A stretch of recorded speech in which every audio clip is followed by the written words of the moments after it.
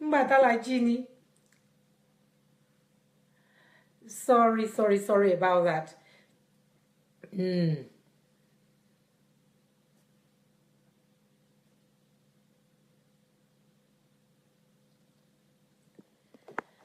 Àwa ẹgbẹ́ Barrysita gbéǹdì àdóde. Àwa ẹgbẹ́ Barrysita gbéǹdì àdóde. Àwa ẹgbẹ́ Barrysita gbéǹdì àdóde. Sorry about the break in transmission. Emma Binu. It just happened.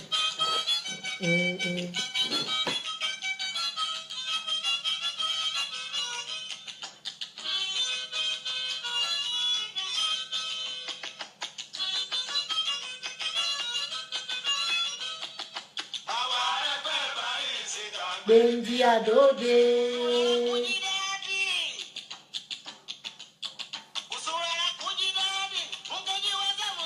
I know that's what we used to enjoy to watch. Abi Alaji Kamal Odushoga. JB. Thank you, Adegwega Adeleke. The connection just went off. I'm sorry. That's what we used to enjoy going to see at the Glover Hall Cinema. And I remember I used to, when this song came out, I used to try to do that, to dance to the Indian tune.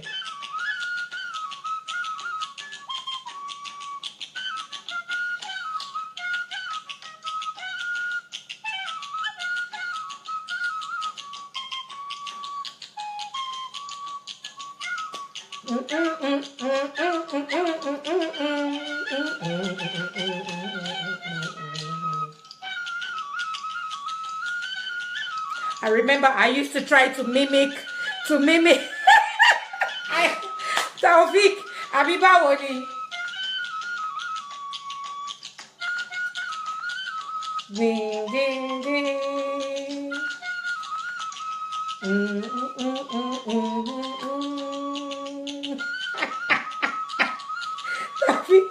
Taufik àti rẹ́rìn dànù pé ìyá yìí.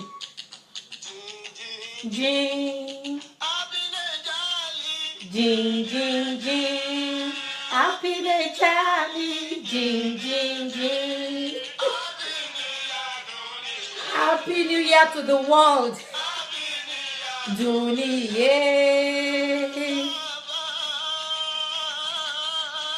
Love in Tokyo. Sariwa. Ashamukojalo. Sari. Mi fi ṣe lè yá akúpalẹ̀mọ́ àwẹ̀ gbogbo mùsùlùmí tí wọ́n ń retí ààwẹ̀ á bá wa láyọ̀ sínú náà bí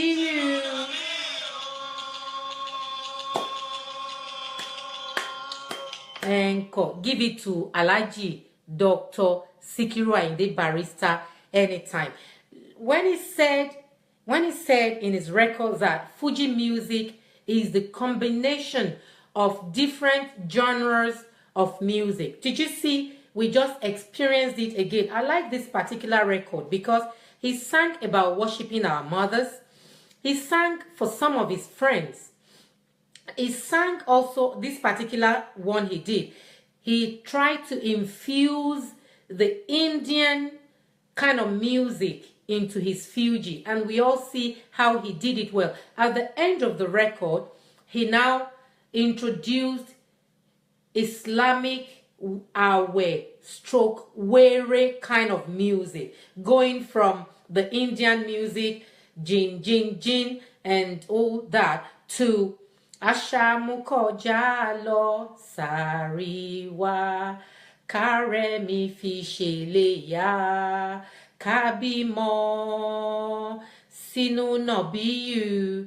You know, this it's only him that can do his thing. It can only be him. No other person can do it. Anyone can just about Fesejanu, Fapajonle, Soke Disale, Soimunu, Ikenimu, try lati woju uche. Nobody don't woju uche. Shall understand? The truth remains that ẹni tó dá nǹkan ẹ̀ sílẹ̀ ló mọ̀ láti ṣe nǹkan ẹ̀. People can try to, be like him. There's nothing wrong in it. Bàbá náà sọ fúnra rẹ̀ pé ọmọọṣẹ́ tó máa jẹ́ master á ṣe kíni àtẹ̀pamọ́ṣẹ́. Ẹni tó bá fẹ́ ṣe bí Àyìndé àgbà òun náà ó máa túbọ̀ ṣe kíni ó máa tẹ̀pamọ́ṣẹ́. Gbogbo ẹni tó dẹ̀ ti wù tó ń ṣeré fújì náà. Tu es une belle voix, ma soeur. Isholade, merci beaucoup, merci beaucoup. J'ai fait de mon mieux. Je sais pas si c'est bon ou pas, mais si c'est bon, merci beaucoup pour l'appréciation. Mais si c'est pas bon, je vais continuer d'améliorer. Merci.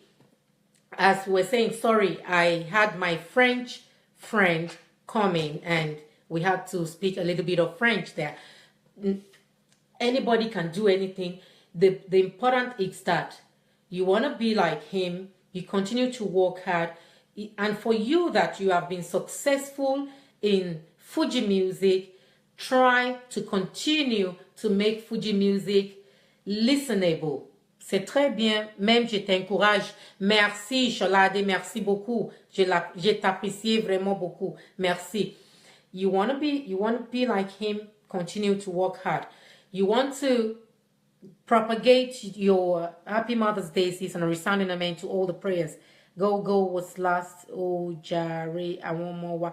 Lágbára Ọlọ́run, Ọlọ́run á dá ọmọ wa sí, Auntie mi, Shola Makoli. Thank you, ma. You know, ẹ ṣe dáadáa, ẹ sòótọ́ kí genre music yín, which is Fuji, kó lè outlive yín. Ṣùgbọ́n tẹ́ bá continue ní ọ̀nà tẹ́ bá wà ẹ̀, Ọlọ́run jẹ́ kí oru Fuji yín tẹ́ ń kọ, Ọlọ́run jẹ́ kó lè outlive yín. But one thing I know is that Sikiru Ayinde Barrister's Fuji will continue to live. It will not die. Kò sí nǹkankan téèyàn kankan lè jẹ tó máa fọwọ́ pa ojú ìdá music, Fuji music, Dr. Sikiru Ayinde Barrister. Kò ní ṣẹlẹ̀, Ọlọ́run ò ní gbà fún wọn, kò ní rí bẹ́ẹ̀ lágbára Ọlọ́run ọba. We're gonna go into a more recent Fuji music of Dr. Sikiru Ayinde Barrister. Sorry if you are just joining us. We only play Sikiru Ayinde Barrister on this thread. Ẹ má bínú at all. You're too much, oh, my sister. Love the way you speak the French. Oh, Sister Olanike Olawoyin, merci beaucoup. Thank you.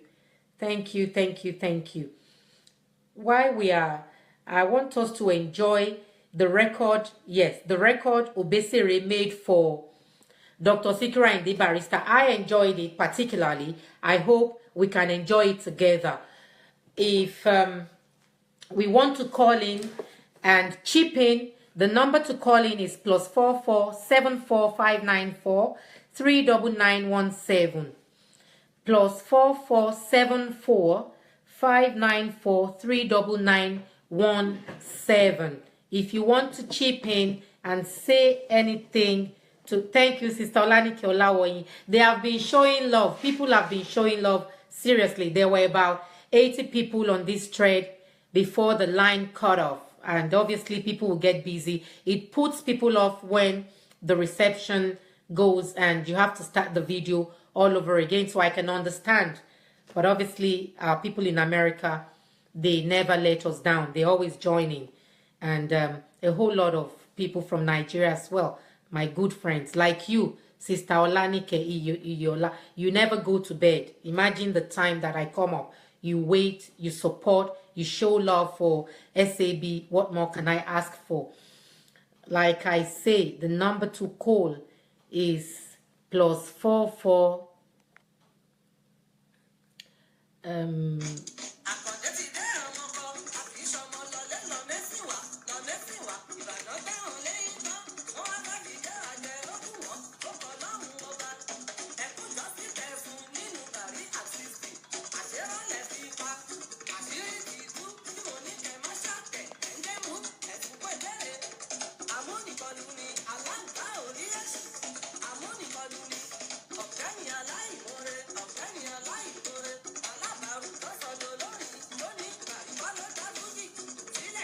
sílẹ̀ Bàríkọ́lá dá Fújì kẹ́rì sí rárá ó tẹ́ ẹ bá mu kò yẹ kẹ́rì sí rárá.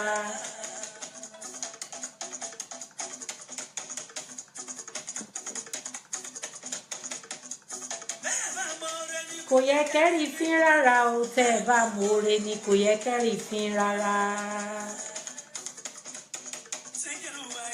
Olùdí nǹkan you see.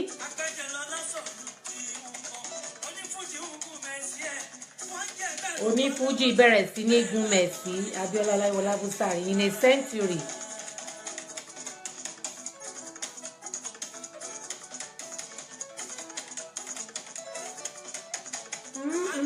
Bámọ̀ọ́re ni kò yẹ kẹ́rì fín rárá. Sikiru Ayinde Barrister wọ́n kọjá anybody lè rí fín láì mọ̀.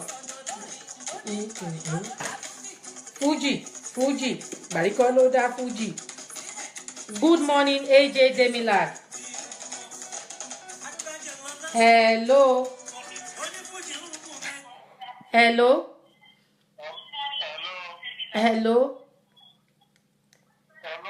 Ẹ kálẹ́ o, ẹ káàbọ̀ sórí ètò wa o.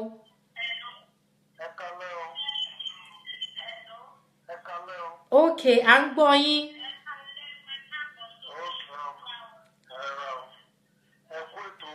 Yes, sir.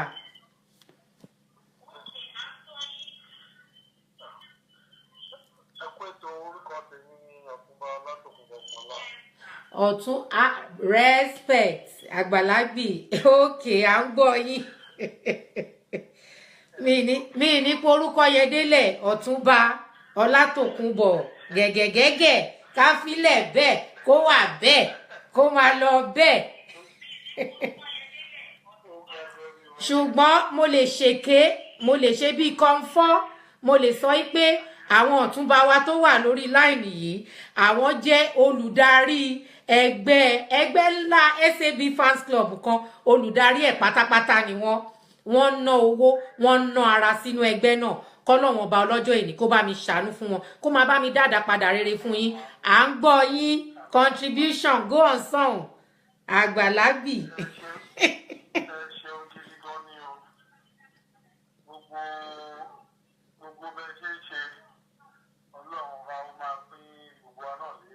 Àmín.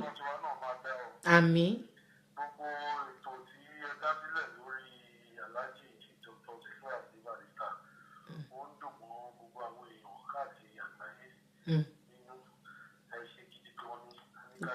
Olúwa ló ná ọpẹ́ alihamdulilayi Olúwa ló ná ọpẹ́. Àmín. Àmín. Àmín.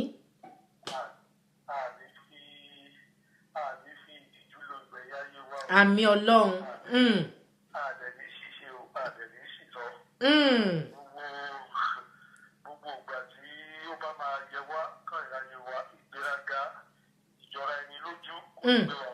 Àmín.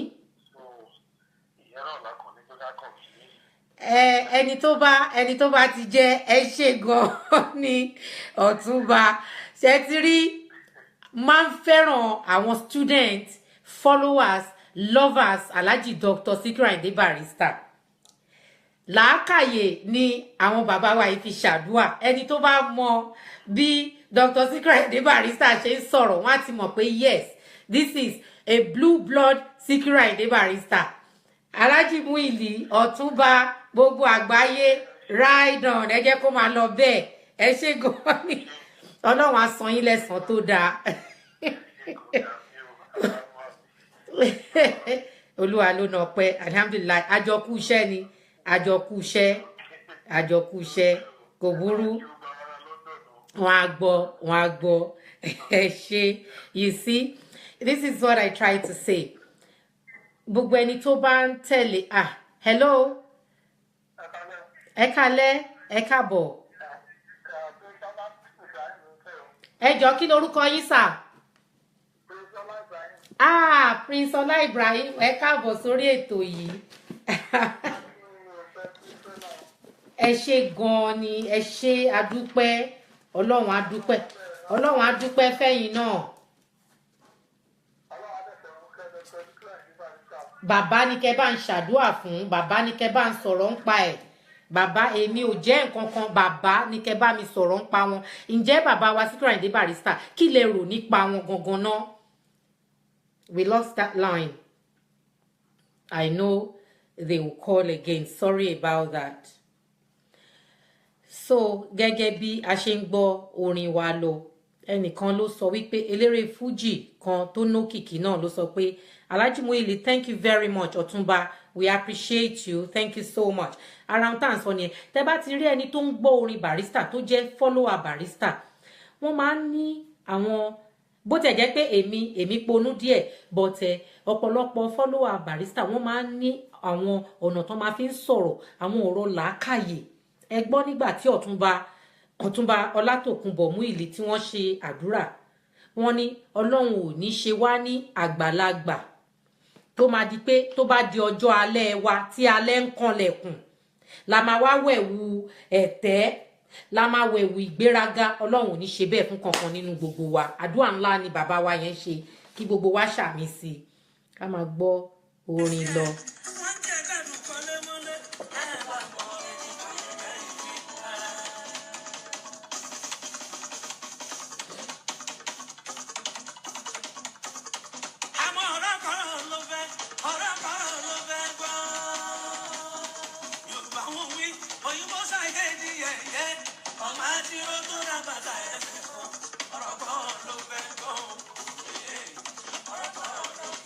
Thank you, John Kenny, Ọlájúgbà, Olórí Adédìjì, àbúrò mi Bọ́lá, thank you.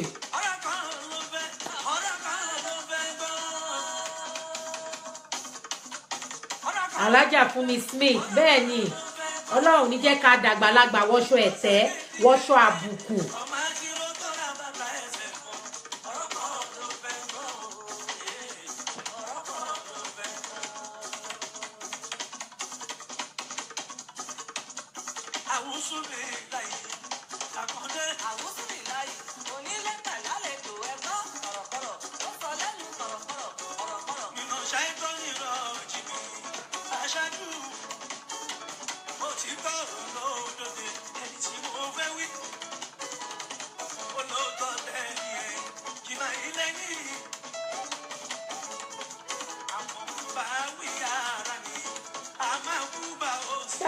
We are Maku alone.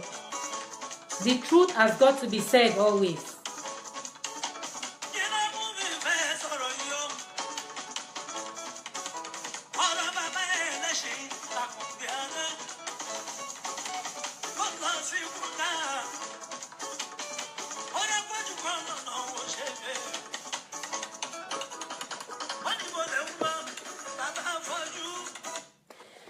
I had to play this music gẹ́gẹ́ bí àdúrà tí Ọ̀túnba Ọlátòkunbọ̀ Muili ṣe fún wa lẹ́ẹ̀kan wípé a ní dàgbà wọṣọ ẹ̀tẹ́, a ní dàgbà wọṣọ àbùkù.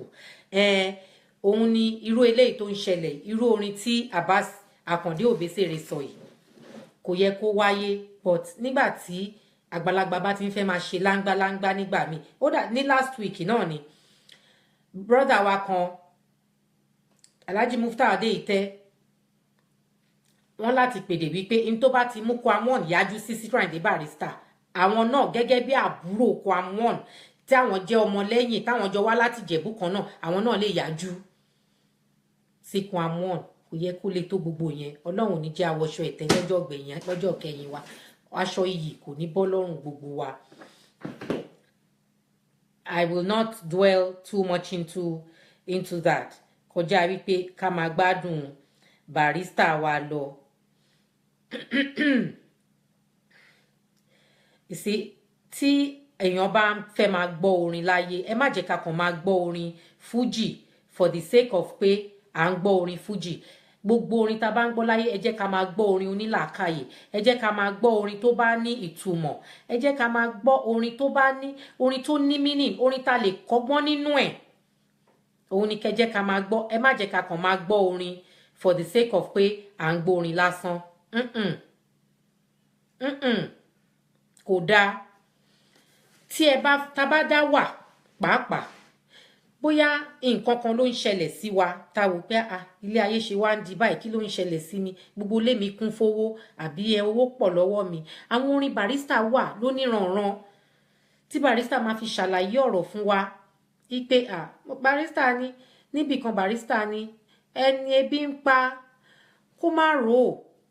ẹni tó náwó kó fẹ́ni tí ò ní ṣe rí pé Barrister ti ṣìpẹ̀ fẹ́ni tó náwó ó tún ṣìpẹ̀ fẹ́ni tí ò ní tó ń ronú ó tún ṣìpẹ̀ fẹ́ni tí ò ní tó ń ronú. That is Barrister for you. That is Barrister for you. Gbogbo nǹkan tó bá ń ṣẹlẹ̀ sẹ́dá láyé ni Barrister ti fi kọrin fún wa. Kò sí nǹkan náà kó mí nǹkan náà ta lè sọ wípé ó ṣẹlẹ̀ sí ẹ̀dá Ọlọ́run kan Barrister ti fi kọrin. Mi ò tí ì rí nǹkan náà. Mi ò tí ì rí ṣé orin ta fẹ́ sọ ni pé ẹnu olóyin ohun olórin là á fi ń pèdè lóní yàrá rébété kájọ máa gbádùn lóní yàrá rébété. Ó gbá 20 boys tàbá fẹ́radénú. That way Barrister is preaching love. Barrister is preaching love. Ṣé iṣẹ́ lògùn iṣẹ́ la fẹ́ sọ ni? Iṣẹ́ lògùn iṣẹ́ dákun múra sí tiẹ̀ ẹni ṣiṣẹ́ jàre òṣì ó dájú dandan. Barrister sọ wípé ẹni tó ṣiṣẹ́ ó jàre ẹni tí ó ṣe ó jàre ọ̀lẹ. Barrister ń kọ́ wa pé ká má ṣọ̀lẹ. Ṣé yẹn la fẹ́ sọ ni? Ṣé a fẹ́ jó ni? A fẹ́ gbọ́ Fuji garbage? Ṣé a sọ̀rọ̀ family planning ni? Ìfètò sọ́mọ bíbí? Ìfètò sọ́mọ bíbí? Ìfètò sọ́mọ bíbí family planning Barrister ó ti wáyé. Mr. Fuji is my best musician in Nigeria. I always listen to his wisdom when he sings. He was very intelligent man and his music teaches and educates and his music teaches and educative to people. Thank you, Mr. Olajuba. You know, when Barrister sang about family planning, it was much after that. Biliki Soulabi Daudu. Happy Mother's Day, Biliki. Happy Mother's Day, Abromi. Ashopolopwe. You know, Barrister had sang about family planning way before King Sunny Ade and Oyeka Onwenu sang, "If you love me, you go wait for me." Wait for me, which was sung by Oyeka Onwenu and King Sunny Ade. Barrister had sang about family planning way before that. If we go and look into it, Barrister sang about Aye Sheyen la fe soni. Ìkà ò pé ẹ má má ṣe. Ìkà ò pé ẹ má má ṣe. You know, Barrister sang about Ore ló pé. It is good to do good things. We're better off doing good deeds as opposed to doing negative things. Ṣé ìwà la fẹ́ sọ? Ìwà la fẹ́ sọ ni. How many of his songs do we want to? I can talk about him from now till thy kingdom come. From now till thy kingdom come, I can talk about him. Is it about Inferno? If we listen to Sikiru Ayinde Barrister's Inferno, where he sang about when his house caught fire, he was very prophetic in that music. In that music, Barrister was in his house. He said, Temitope Edu, just joining here, what's going on in here? Temitope Edu, please listen. Welcome and thank you for joining us. As you listen, you will get a grasp of what we're talking about on here. We're talking about Dr. Sikiru Ayinde Barrister's songs. We're talking about propagating his legacy. Thank you, Uncle Bola and Risky. Thank you very much, my blood. Thank you, my uncle. Well done, my blood. Thank you very much, sir. Thank you, sir. We're talking about Mr. Edu, who just joined us. We're talking about propagating Dr. Sikiru Ayinde Barrister's music. We do not want his music to go into extinction. We do not even want his we want to continue to create this awareness that people should know and appreciate the weight of his contribution to society vis-a-vis psychologically, sociologically, financially, morally, physically, how Alhaji Barrister helped a lot of people, considering the fact that his music was mostly listened to in rural areas more often than in urban areas. Barrister was one musician who informed our people in rural areas. Ibrahim Hussein Kenny Brown, thank you very much. I'm like you. What about love? Ifela koja ofin. Thank you. As you remember, remind me. I cannot know it all. I cannot remember it all. Alhaji Chief LK Yusuf Babagunwa, his legacy in the music world remains forever. Ibrahim Hussein, thank you. God bless you. Yes, you know, he contributed so much. He was the one that informed people in the rural areas with his music. A lot of times when he comes out with his music, that's when some of the people in rural areas will be like, family planning. I mentioned it. Thank you, Otumba Mwili. How many can we talk about? Everything. Everything. And he was always a pace setter.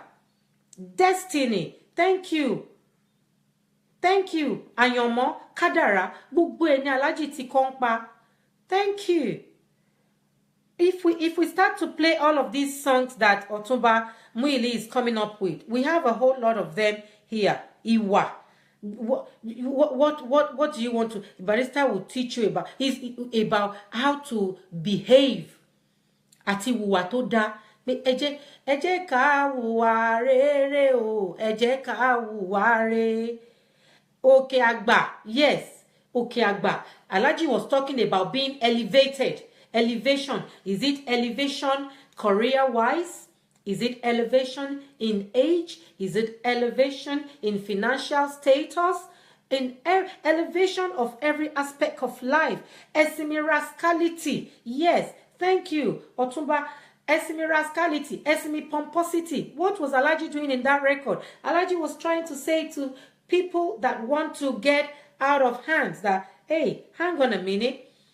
Ẹni tí ọwọ́ bá tọ́ sí lọ́wọ́ tọ́ sí, ẹ̀sìn rascality, ẹ̀sìn pomposity. It's like he studied the holy books to sing. Yes, he sang about precaution. Thank you, Otumba Mwili. Thank you. You are playing the role of admin, unpaid admin. Thank you. Respect. The truth. Exactly. Òótọ́. The truth. Òótọ́. Barrister sọ̀rọ̀ nípa ká ṣòótọ́. Precaution. Ká máa kóra ẹni níjàánu. Current affairs. Bí nǹkan ṣe ń lọ lórílẹ̀-èdè. Olympic 96. We played it last week. It's a brilliant record. Brilliant record. Fertilizer. Lọ́lọ́run dá mi. Thank you, Mr. Olajugba.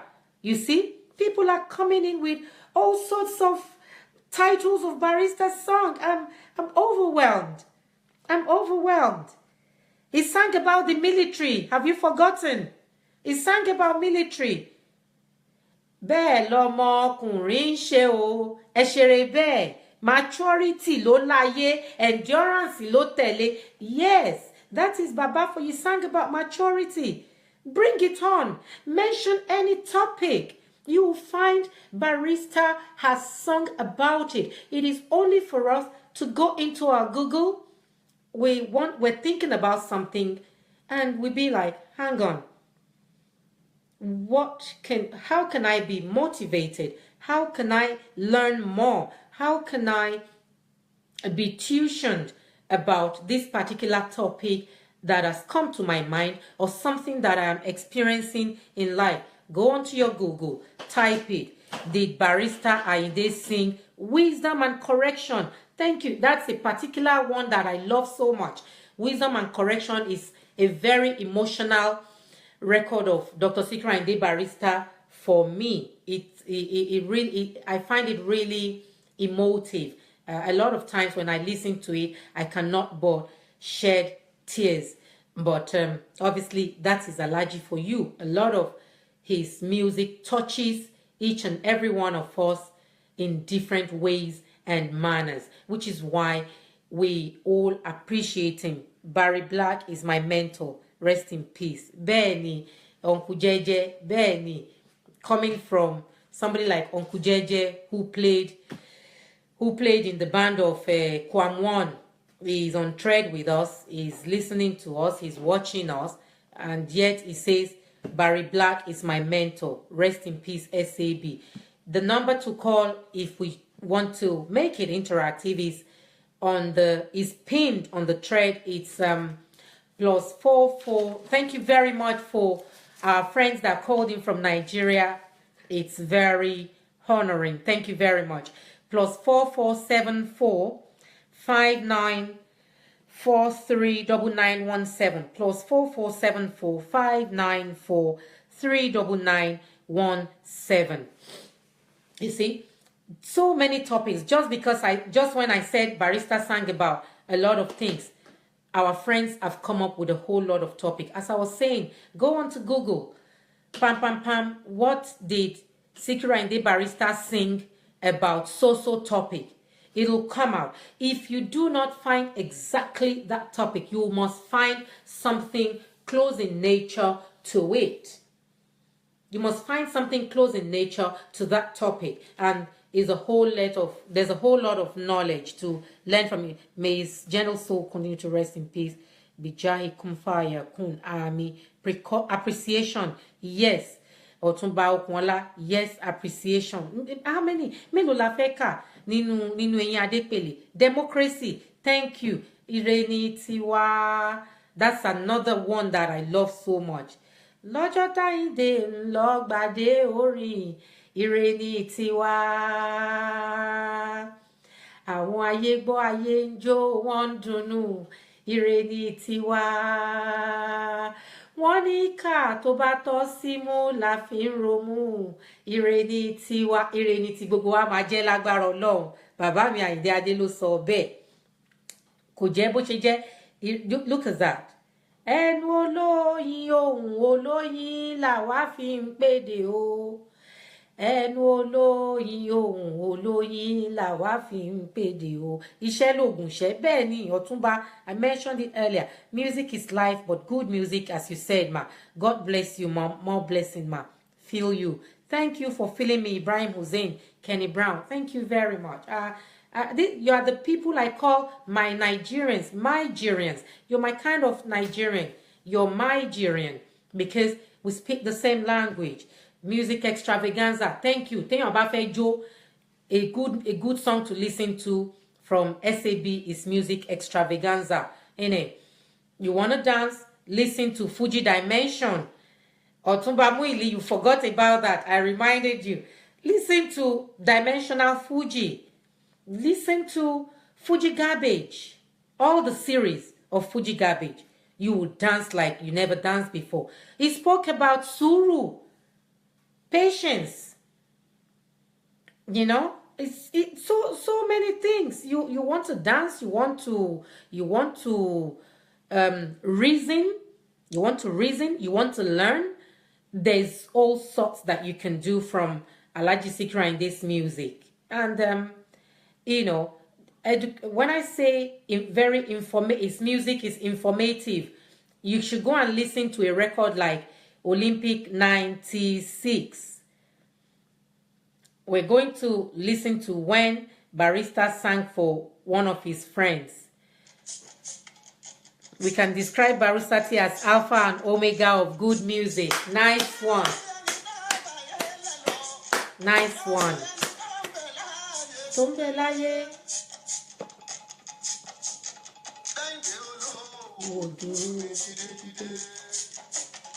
This is how Barrister he will when he sings for you, you will feel like above the world.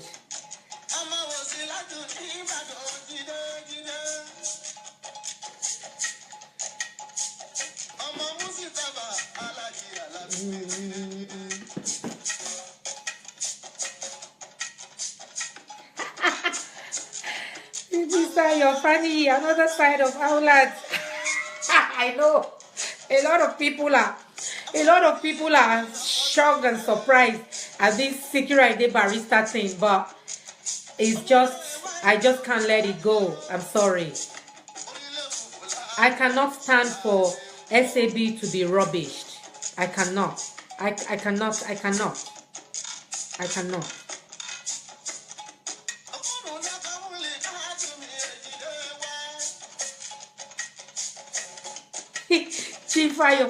Chifa, your funny. Don't be.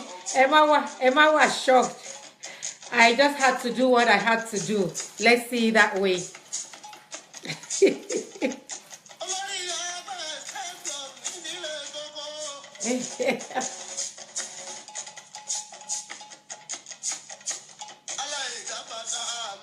Yes, o Ọ̀túnba video kunu nìyẹn o. Bàbá mi láfíà.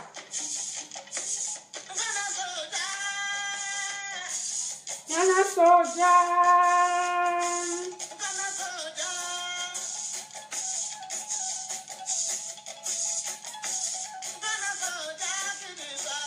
Copperfield. Yaro maikudi mayaroba.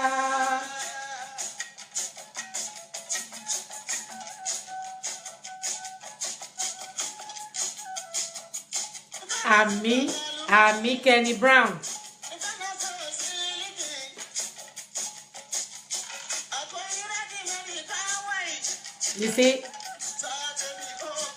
You see, this is Barrister is serenading a friend, a brother with his music.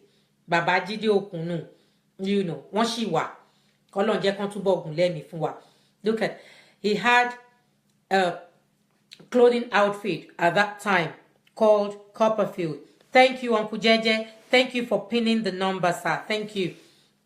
You know, he serenaded his friend, his brother, Daddy Jide Okunu, with this song. He had an outlet, a clothing outlet called Copperfield in those days. And what is Sikiru Ayinde Barrister doing?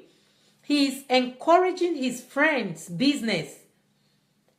If he was saying in that record that if you want to buy takalumi, you want to buy shoes, Nana so siliki, you want to buy silk. Silk was reigning in that period. Any gift for first timer. Femi Oluyinka Bounty, you're on your own. Babe, you are on your own. Bounty chocolate for you. I'll send you 10 bars of Bounty chocolate, Femi Oluyinka Bounty. That's your gift. You know, he was saying about Copperfield, which is the clothing outlet of Babajide Okunu at that time. So you want to buy takalumi shoes, and he was singing it in Hausa. Because at that time as well, they had Hausa friends that they all hang out together. You want to buy siliki, which was the fabric that was reigning at that time. You want to buy all sort of clothing, shirts, safari. That is him encouraging his friend's business. How many of us do it today? We try to run one another down, especially we women. We need to support one another's businesses. We need to push one another up positively. That's what Barrister is for. My kudi mayaroba.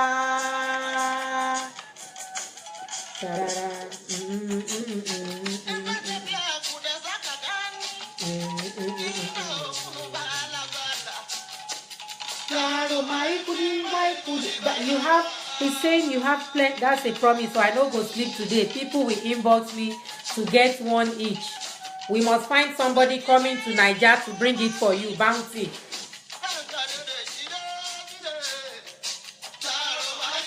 My kudi mayaroba.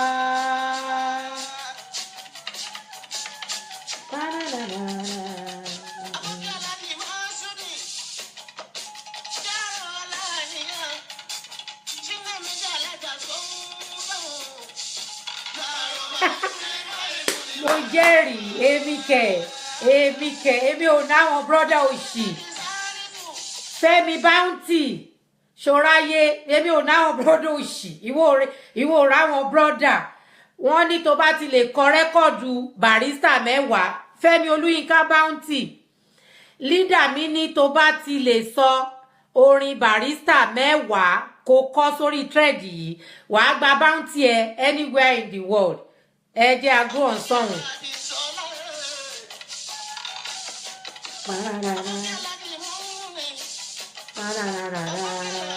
Kasua Sule.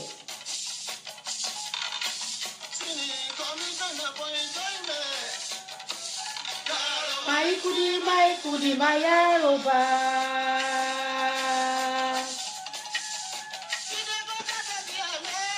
Bẹ́ẹ̀ ni o, Sisi mi ajá Smith. Tá bá lọ sí America, bá tẹ̀ fi Ògbómọ̀ṣọ́. Anywhere. Yes.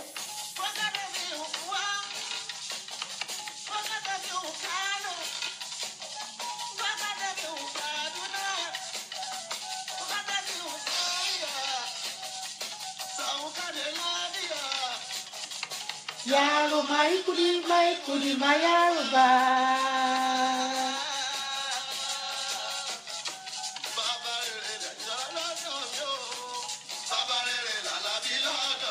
Fẹ́mi Olúyinká Bounty ó yá máa kọ́lọ̀ Fuji Garbage èwo ló tún kù. Ẹ máa sọ̀rọ̀ Àlàbí láìdá bàbá rí làlàbí lọ́dọ̀ mi o bàbá rí làlàbí lọ́dọ̀ mi.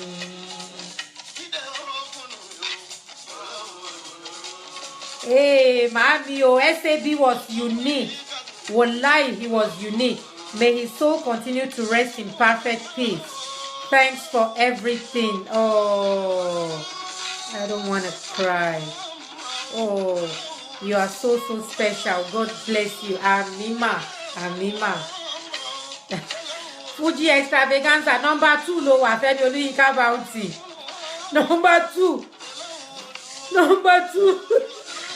Number 2 lo ṣì wà. Ó kù mẹ́jọ, 8 to go. 8 to go. Wọ́n tún sọ fún ẹ pé àwọn ò tiẹ̀ ní jẹ́ ń dààmú láti London pé wàá gbàṣẹ́ wàá gbà lẹ́kọ̀ọ́ anyway tó bá wà. Ó di number 2, ó kù mẹ́jọ.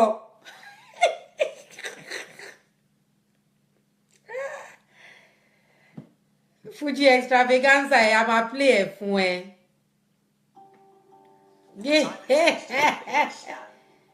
Ó di méjì à ń dúró dè ẹ́ ó kù kẹta.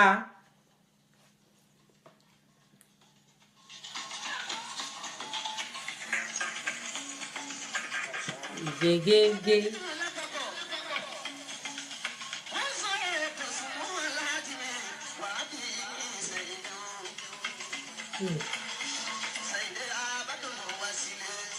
Dr. Wahab Dosunmu kọ́lọ́n bá a ṣe dáadáa fún wọn.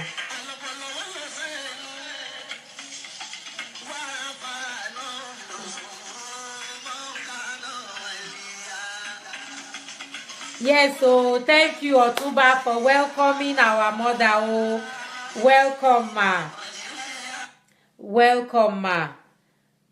Mrs. Yetunde Erinle. Yes, Balogun. She's one of our Barusati's wives. Welcome on board, ma. Welcome on board, ma. Motiso, we need everybody help us show some love to our father's wife.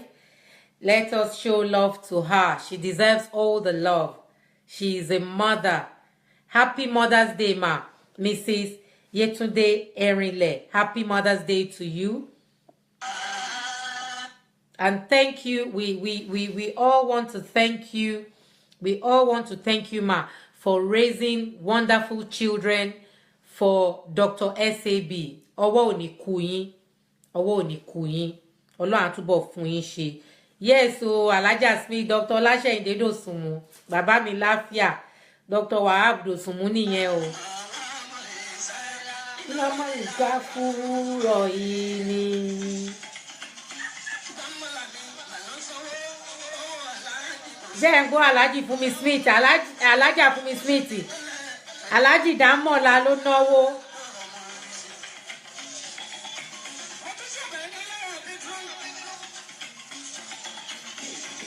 Alhaja Smith, Club 82. Club 82 of Nigeria ni Alhaji ṣe life yìí fún. Bẹ́ẹ̀ ni rest in peace. Bẹ́ẹ̀ ni gbogbo wọn may their soul rest in peace.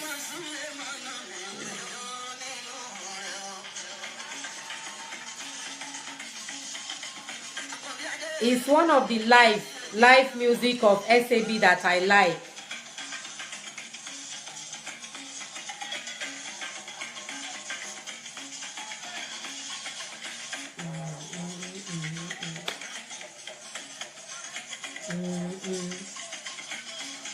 Fẹ́mi Olúyinká Bounty. Ó sọ rẹ́kọ̀dù yẹn pé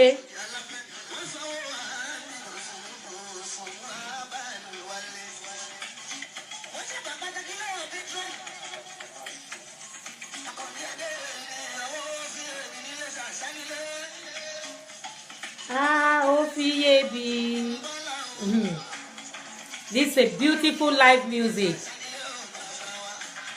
Club 82 of Ẹ̀pẹ́tẹ̀dó ẹ̀kọ́ ìgbàgbé.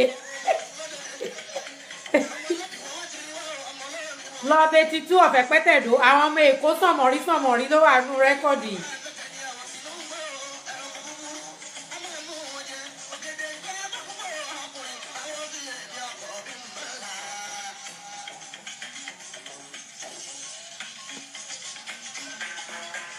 Gege.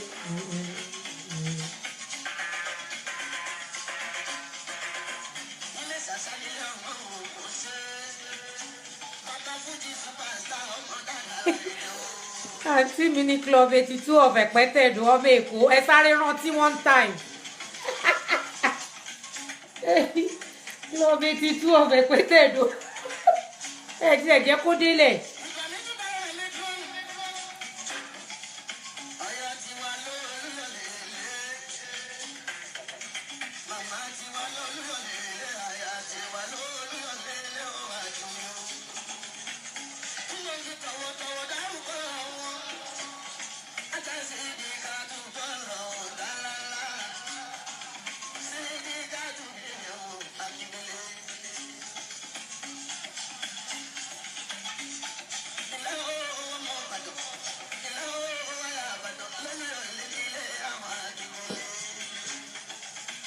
I want us to get into how, I want us to get into, I'm glad that a lot of us on the thread now are really people that are into SAB. Look at the way SAB serenaded his people. Let's even deviate from his regular records, which is why I've gone into live records.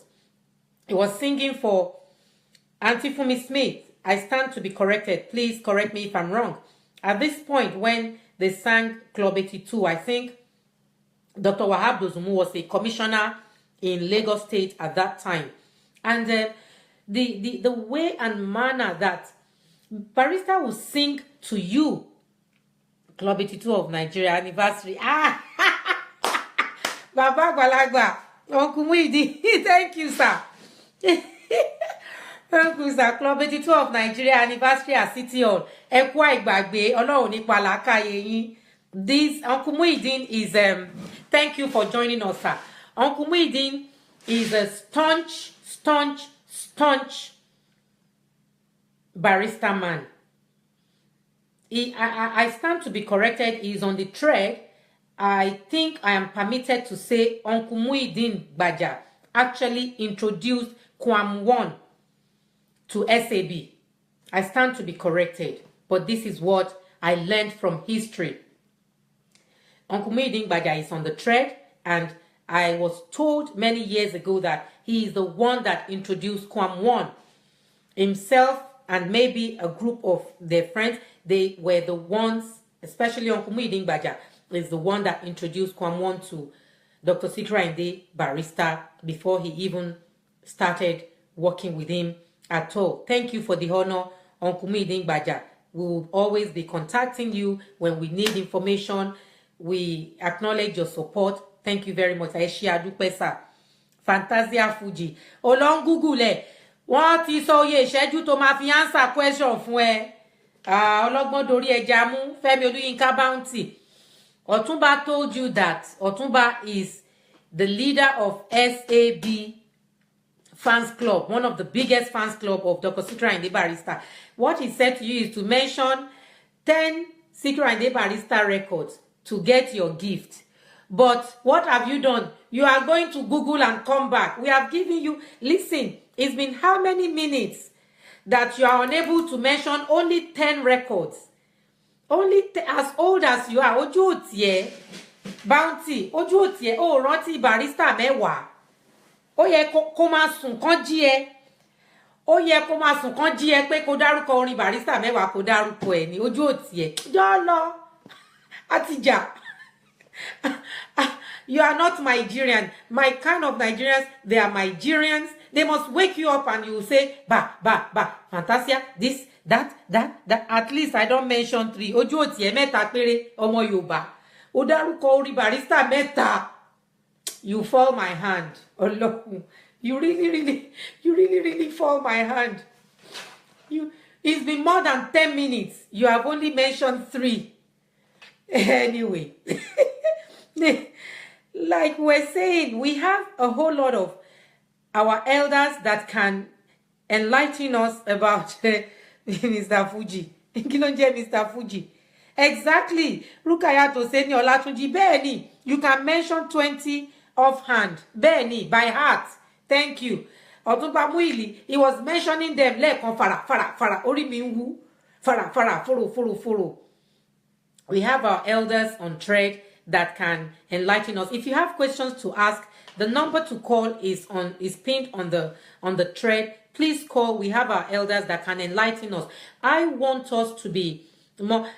We appreciate what Ashanti is doing as a musician. He's doing what he's supposed to do, and I'm proud of him.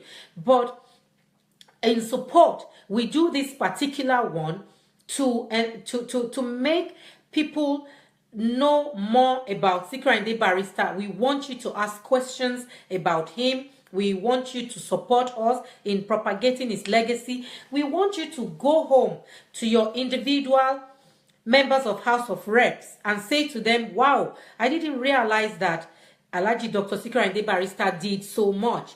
I am hearing it. Go to my YouTube channel at City Hall in 1983. Dr. Dosumu was Works and Housing Minister. This is what I'm telling us about Sikiru Ayinde Barrister show that we're doing here. I know they listen to it since until when I reach 12 years old. Only bounty. When you reach 12 years old, you dey dance disco before. You know, àwọn ẹ̀gbọ́n wa náà ti ń ṣàlàyé fún wa. This record we were playing earlier, it was at City Hall. Uncle Muideen Gbaja has told us that it was a live show for Club 82 of Nigeria. Our auntie Fumi Smith supported him by saying at City Hall. Uncle Muideen said it as well. At City Hall in 1983, Dr. Dosumu at that time was Works and Housing Minister. I even thought at the time of Commissioner, you see, he was Works and Housing Minister. He was actually married to one of my aunties, who is Miss Sarumi. May Allah Almighty repose the soul of Dr. Wahab Dosumu.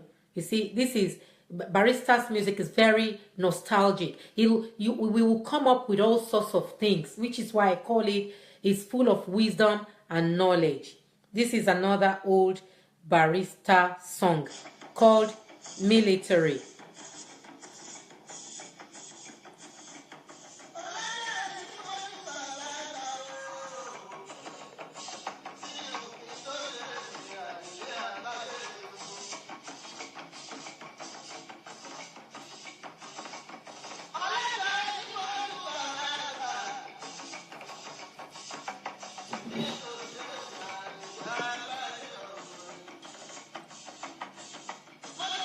Thank you very much for the sharing. Thank you. Àyìndé ti dé olórin ọba àpèdè ara fáwọn tó mọ̀ yìí o. Olódò. That's the first barrier I ever heard in my life. Ojú òtí ẹ Fẹ́mi Olúyinká Bounty, as big as you are. That was your first Barrister record. But at least it's good. Thank you. Thank you for saying it the way it is. There's one Nigeria. Which way are we going? Hey, sister me. Thank you. That's one of my favorites. Toluwalashe Gold Labudi. Yes, my sister, there is one. Nigeria. Which way are we going? Pararara. Nigeria, which way are we going? For military men to rule our nation at all times. Politicians, we better get together to practice democracy in the way it should be done. Let's get together and do this in common for the benefit of our nation and the incoming generation. Let's think twice before we move. Let's think twice before we move. torí pé ìjọ kan ń bọ̀ o tá ó jọ pàdé rojọ́ bàbá gọ́ọ̀dù adájọ́ o ẹni bá ṣe láwọ̀ náà ẹ ṣàyèrè ẹ ṣàyèrè ẹ ṣàyèrè ẹ ṣàyèrè ẹni ayé bá kàn kó ṣàyèrè orí ń bẹ lẹ́nu aláàjì àgbà. That is all for you Tolúwaláṣẹ Gold Labudi ohùn ń bẹ lẹ́nu aláàjì àgbà. Síkírù Àyìndé mọdé o àgbédégbẹyọ music ambassador plenipotentiary music ambassador plenipotentiary orí tí wàá fọgbọ́n yọ yépọ̀ níbẹ̀ àwa kì í pèdè tí ó bá nítumọ̀ tí wá yàtọ̀ sí ti wórówótò ẹ máa fi para ń tàwọ̀ gẹ́dẹ́ àgbààgbà o ẹ má forí ológì ní ìwé tó lò láàjù wọ́n jọra wọn ìyàtọ̀ pọ̀ níbẹ̀ o mèkúdùrú wọn kì í kọ lẹ́tà mẹ́káàfó wọn kì í re sinimá o lákìrìpò tó wọn ìbọkùnrin lò àwọn bros ni wọn kì í ṣàpọpà Fẹ́mi Olúyinká Bounty lọ́ládé ń wò nágbára kan tó kọjá wa ìdù n ò tí nágbára kan tó kọjá wa ìdù wà láyà ṣàùnà níláyà ṣàláù torí pé láòlà wà lákùátà ìlà bílà ilẹ̀ àlílẹ̀ azim láòlà wà lákùátà ìlà bílà ilẹ̀ àlílẹ̀ azim mi ò nóògùn àmọ́ mo ní kúránì oúnjẹ wọn ní lọ́rin Àfọ̀njá ẹnu dùn jíyọ o ìlú tó jì síná tó sún málùú jọ̀nà oúnjẹ wọn lẹ́pẹ́ ọmọ àlárọ̀ Ògúnmọ̀dẹ́dẹ́ ẹ̀pẹ́ lóníkùránì oúnjẹ wọn nílùú Àfáà Ìwó ọmọ odò ọba tí ó ń gbára léèyàn o ẹni sọ̀rọ̀ wa láìda kò ní kú kò ní rùn àwẹ̀lé ògùn ní ṣojú ẹ̀mí ẹ̀ a ó borí ọ̀tá o orí ń bẹ lẹ́nu aláàjì àgbà onípa ńlá ṣubú ó sọ pé tòun bàjẹ́ o nígbà tó nípa ńlá ṣubú tó sọ pé tòun bàjẹ́ o ìdí ọ̀rọ̀ rẹ̀ jọmọ́ ẹni tó gbẹ̀yìn awóoru tó ṣubú pẹ̀lẹ́yìn ẹ̀ ṣé kíyẹn ó gbọ́nà ọ̀run lọ ni ṣẹ́dúrà aláàjì àgbà aláàjì sọ fún wa pé ẹ máa wo bàbá tún fi àjàsà sí ìwọ tó ń ta panla tó ṣe é ṣàlódìndí bẹ́ẹ̀ pè ní ìwọ Ìbàdàn bẹ́ẹ̀ pè mí ní Ìbàdàn Ìwó bẹ́ẹ̀ pè mí ní ìwọ Ìbàdàn Ìbàdàn Ìwó Ìbàdàn Fẹ́mi Olúyinká Bounty o mọ táìtù wọ́n tún sọ orúkọ àwọn orin yẹn fún thank you bàbá àgbàlagbà bàbá mi Muyideen Gbaja òun rèé nà family planning sùúrù ìjọ ọlọ́mọ current affairs Fuji garbage Fuji extravaganza òkè àgbà Fuji reggae Fuji vibration MKO Adewu fertilizer àti bẹ́ẹ̀ bẹ́ẹ̀ lọ Alhaji Àgbà more award for you more Prince Ọlá Ibrahim ìjìnà aláàjì fi yé wa pé oní panla tó ṣe é ṣàlẹ̀lẹ̀ tó máa gbọ́n pẹ̀pẹ̀ ó ṣubú ó nílé ayé ń bàjẹ́ aláàjì sọ fún wa pé ìṣòro kan jù kan lọ nǹkan kan ju nǹkan kan lọ so ká má máa ní rẹ̀wẹ̀sì jù ẹni tó wá gbé ìyàwó rù ńkọ́ tó ṣubú pẹ̀lú ẹyin tí gbogbo ẹyin ti fọ́ ẹyin tí ò ṣeé kó tí ò ṣeé ṣà ṣe ti rí bàlájì ṣe máa ń ṣe àṣàyí ọ̀rọ̀ bàlájì ṣe máa ń ṣe àṣàyí ọ̀rọ̀ fún wa you know that is it Alhaji Àgbà nìyẹn for you wọ́n máa ṣàlàyé nǹkan wọ́n máa ṣàlàyé ọ̀rọ̀ wọ́n máa fi ọ̀rọ̀ jomitoro ọ̀rọ̀ pẹ̀lú wa wọ́n máa fọ̀rọ̀ yé wa wọ́n máa ṣe wọ́n máa impact wa pẹ̀lú ìmọ̀ Wọ́n máa impact wa pẹ̀lú ìmọ̀. Sorry about that. Hello.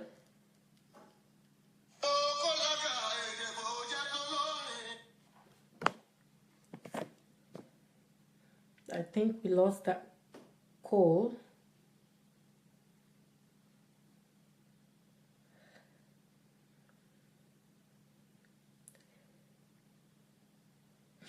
Yeah. The barrister is coming up. Somebody is calling and I'm trying to figure it out. Are you now saying I no go collect any other price ni? Wọ́n ní kó dárúkọ mẹ́wàá o, dárúkọ mẹ́wàá. O dárúkọ mẹ́wàá. O dárúkọ mẹ́wàá. A ṣì ń kà. O ti dárúkọ ju 5 lọ pẹ̀lú gbogbo bó ṣe ń Google ẹ̀.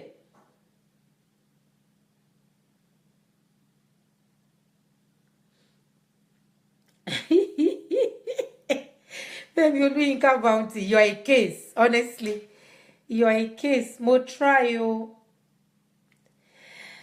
Mo try you.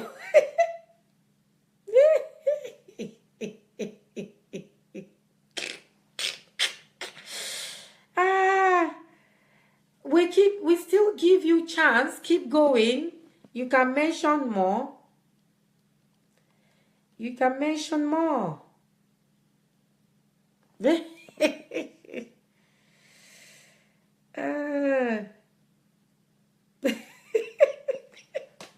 Mo try you. He said, Mo try you. Mo try you. Anyway, as we're saying, there's a whole lot of things that we can always learn from Dr. Sikiru Ayinde Barrister. Femi Oluyinka Bounty. If you didn't know before now, know today that Alhaji Agba is an archive of knowledge, archive of information. Go into him and you won't regret it. He will help you. He can help you if you use it, if you tap into it. Barrister songs can help you to live a very direct, full, and organized, well-meaning life, you know. So this is it. I hope you have learned one thing. Being your first time on this show, it's not a formal show.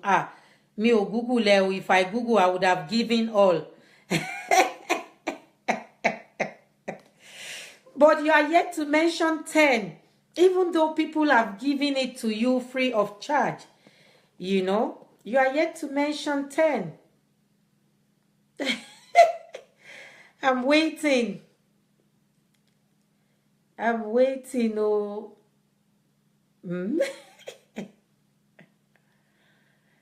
Oh.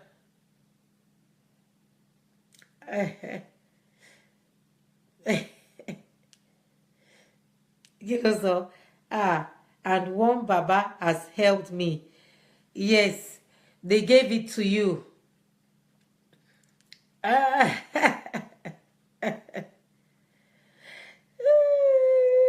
One Baba has, who is the Baba? Who is the Baba? Sorry, bear with me. I'm just getting Atlanta 96. Yes, Atlanta 96.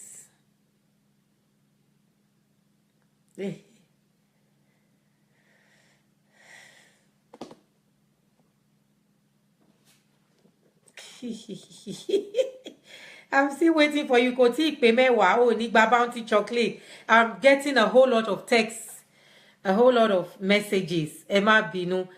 I don't know, some people are not coming on board, but they are really messaging. Somebody is offering something, but obviously I told them that I am not a makeup person, but I really thank them a lot. We're going to go back to our barrister.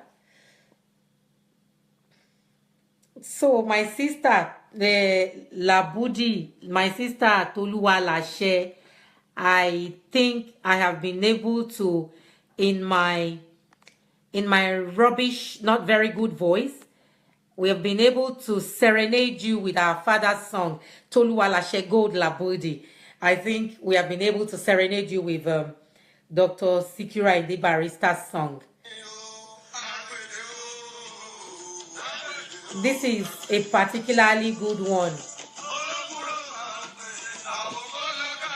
Bójẹ́ tó lórin olóko lóní kápẹ́dé orin tuntun.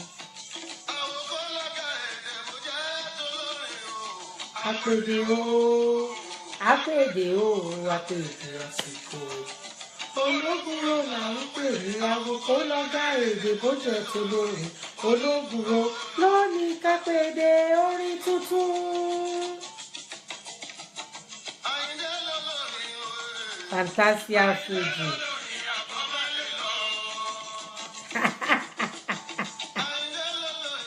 Baba has helped me. His songs make person live simple life. Yes, thank you. Ibrahim Hussein, Kenny Brown. His songs makes us to live very simple, godly life. Fuji Waves, London Special. Ẹ ṣé Uncle Gbaja, now Baboshi. Ẹ ṣé sir, London Special, American version. Orí mi ò ní jẹ́ kí Barrister ó rẹ̀yìn o, kí Barrister máa rẹ̀yìn kájayé pẹ́. Àyànṣọlá o, kí Barrister máa rẹ̀yìn kájayé pẹ́. Kájayé pẹ́ kádàlágbà lórí gbùrò Olúwa o.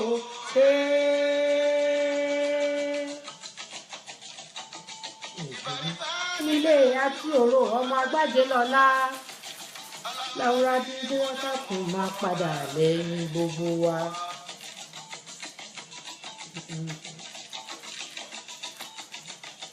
Ṣé fúnlé. Owó ń wá wá o.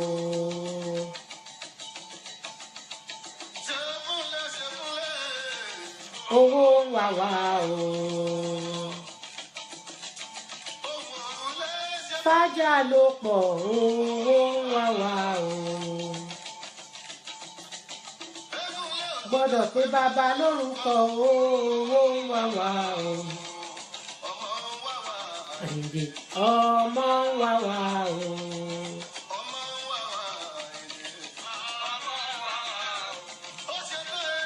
Pupa lójú ẹni,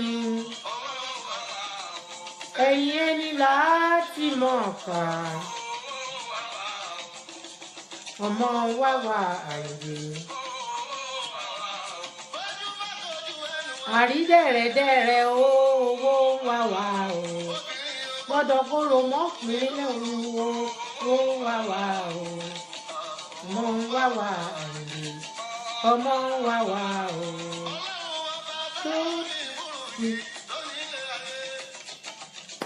Sájà rówó ṣe búrùjí o nílùú ayé wa o. Ọ̀rọ̀ àdábà ọ̀rọ̀ bìlìsì ọba Olúwa máa gbé bá wa Àyìndé. Owó ń wá wá o.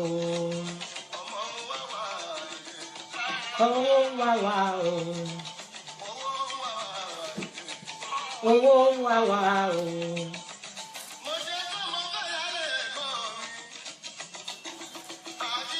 Thank you, Gwamnishu Harrison.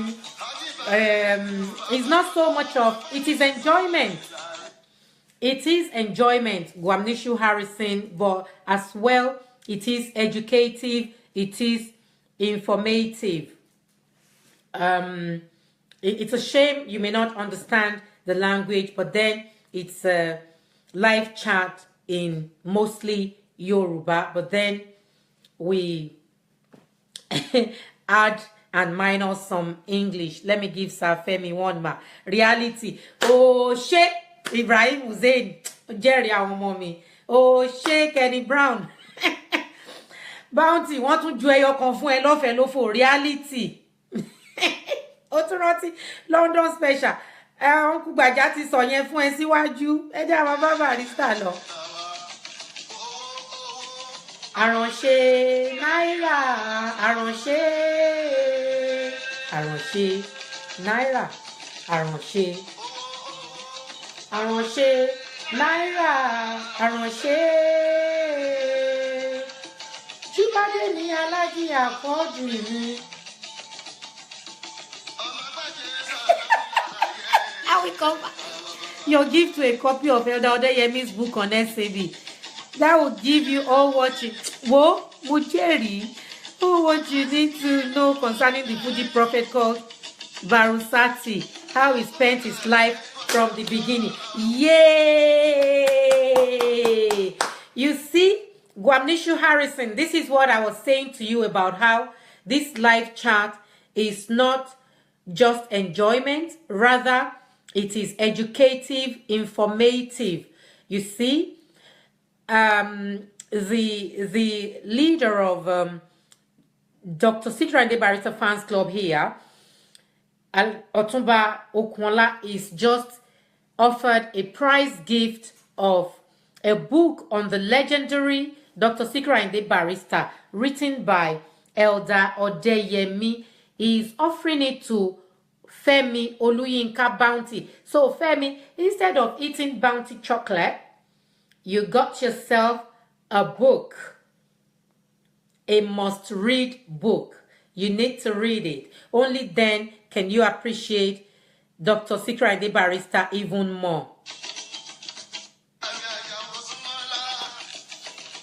Thank you, Otuba Willie. Thank you, thank you, thank you. I trust you.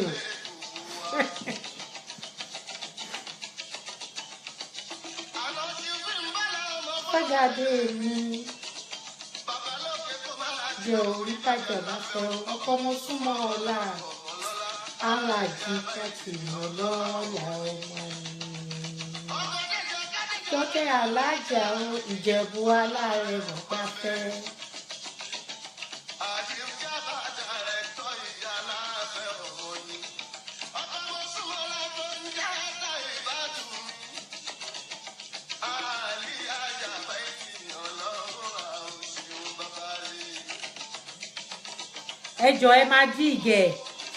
Tomorrow we are in Monday already, so ejeka jig before we settle down to Monday. Jibade ni Babatola. Otunbede Jibade ni Babatola. Jibade ni Babatola. Obede.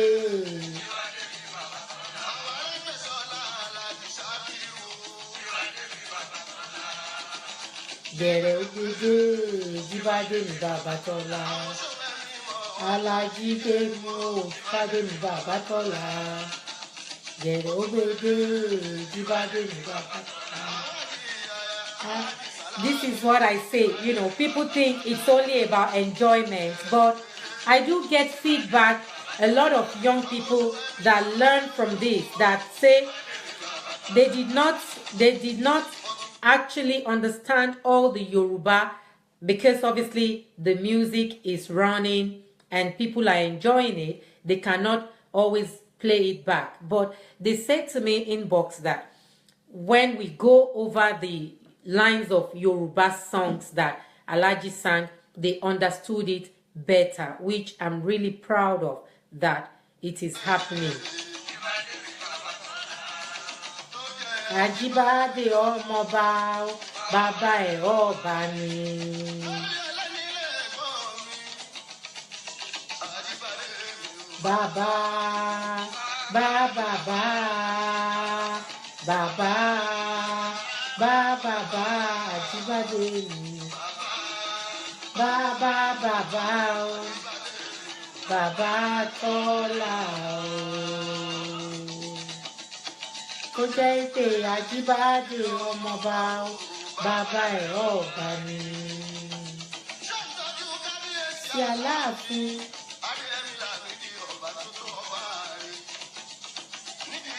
Mongaro Mola. Ajibade Omoba Baba e Obani. Mokabiyesi Ọ̀yọ́. Àbúrò Lámídì Adéyẹmí Aláàfin tó ń jẹ sálámì lólùyọ̀lé nílé.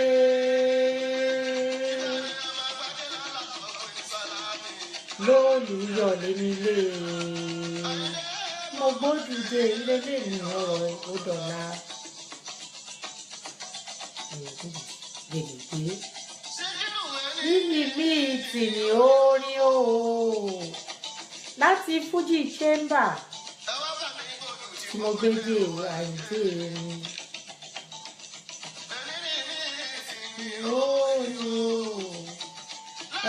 Ẹ máa fẹ̀mí ba lọ. Làwa tí ń gbórin jáde tó ń bẹ ní sọ́lọ̀. Làwa tí ń gbórin jáde. Ibẹ̀ ni wọ́n ti ń ṣe constitution orin. Táwọn onífújì tó kù ń tẹ̀lé o.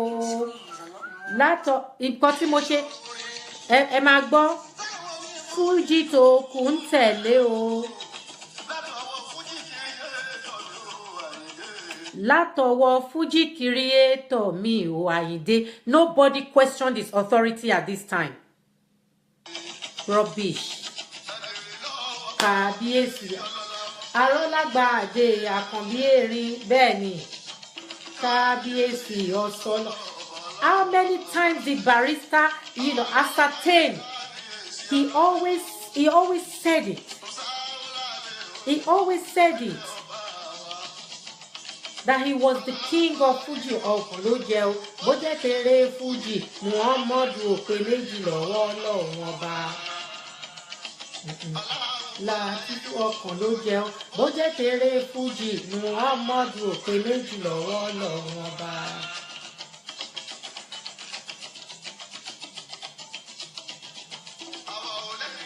Ọlọ́run ọba làwa gbójúlé mo sádìíyọ Olúwa.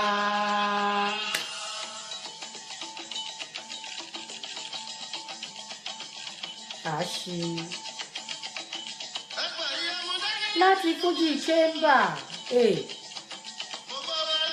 ẹjọ́ Ọ̀túnba Múìlì ẹjọ́ ẹ máa bá ń jó alájà fún mi Smith Mrs. Erinlẹ̀ Balógun ẹjọ́ mà ẹ máa bá wa jó pẹ̀lú ayọ̀ àti ìdùnnú kò sẹ́kún lójú yín. Ewé àwàrà lónìí ẹ wá mi wá. Àwèrè pèpè lónìí ẹ pé bòmí o. Àwẹ̀lé adé yìí Adérónkẹ́.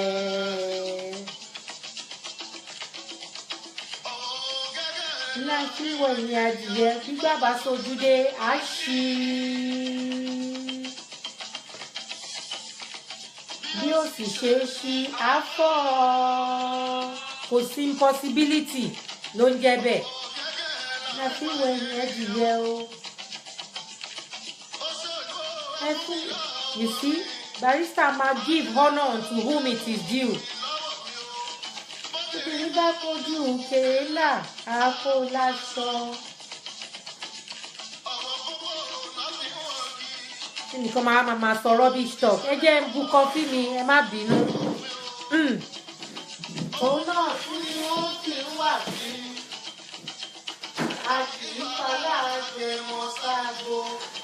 Àwọn iṣẹ́ mi lójú ago àti ìyá díẹ̀ sọ̀kò. Ẹ má bínú o, kọfí mi ni o.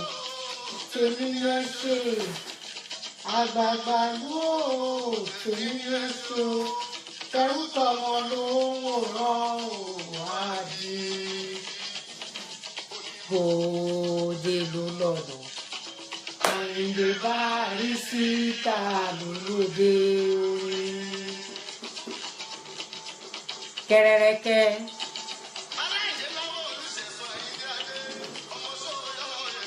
Lẹ́gbàá lákè.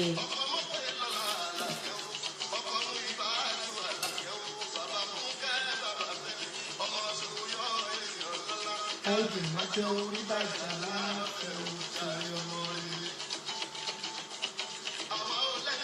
Ọlọ́run ọba làwa gbójúlé mọ́sádìíyọ Olúwa gbà.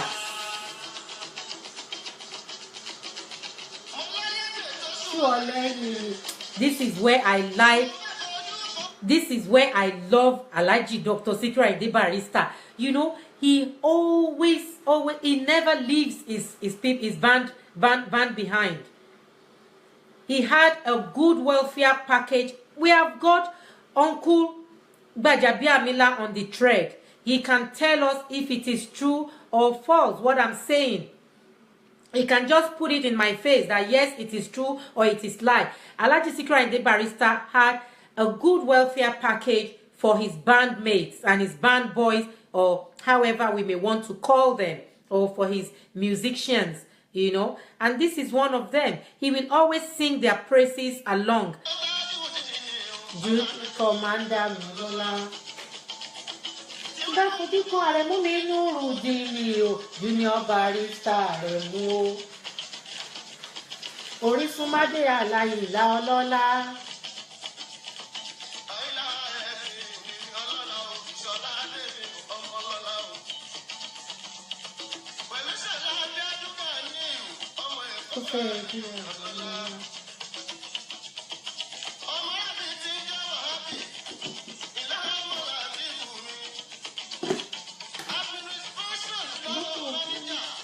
Ọ̀sìlómi máa níjà mi. Ọmọ dàgbà lọ́la oṣù orí.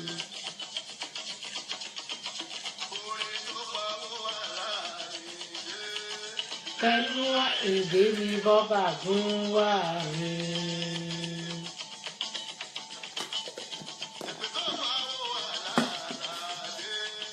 Pẹ̀lú aládé mi Tajudeen mi.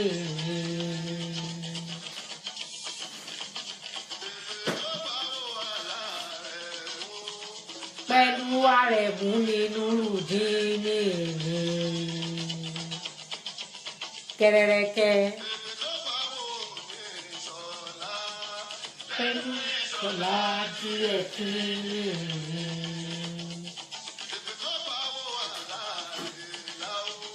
Pẹ̀lú Orísun Mádé Àlàyìnlá. Wọlé Kàsímẹ̀ ó la gogo sọ̀kọ́. Ìlú mẹ́jọ èèyàn kan ṣoṣo. Ìlú mẹ́jọ èèyàn kan Túndé Baálé ìgbà ìjọyà. Ìlú mẹ́jọ èèyàn kan Túndé Baálé ìgbà ìjọyà. Fìlù sí wa lára. Ìjàkadì kọ́ ajúra wa lọ.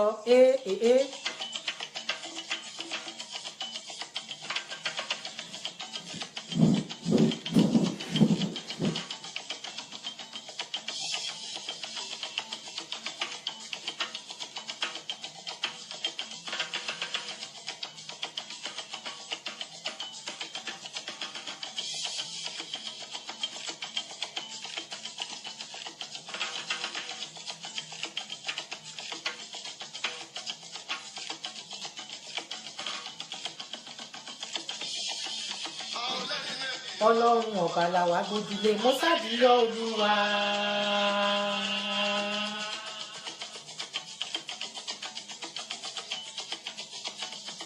Mo lẹ́lẹ́gbẹ̀ẹ́ tó ṣú ọ lẹ́yìn. Gbàgbé ẹgbẹ́ mi lẹ́ka onídà lórí ọ̀dọ̀.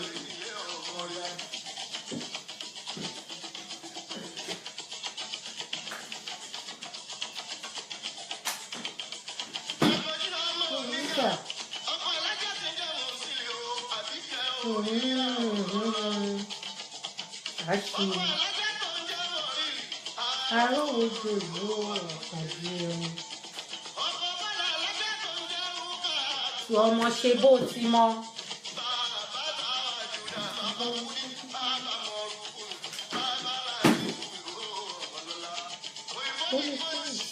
Ṣé ò ń bá mi tọ́jú? Owó lábí ọmọ ọlọ́rí o. Ṣé ò ń tọ́jú Fọlá ọmọ arógun dájé o?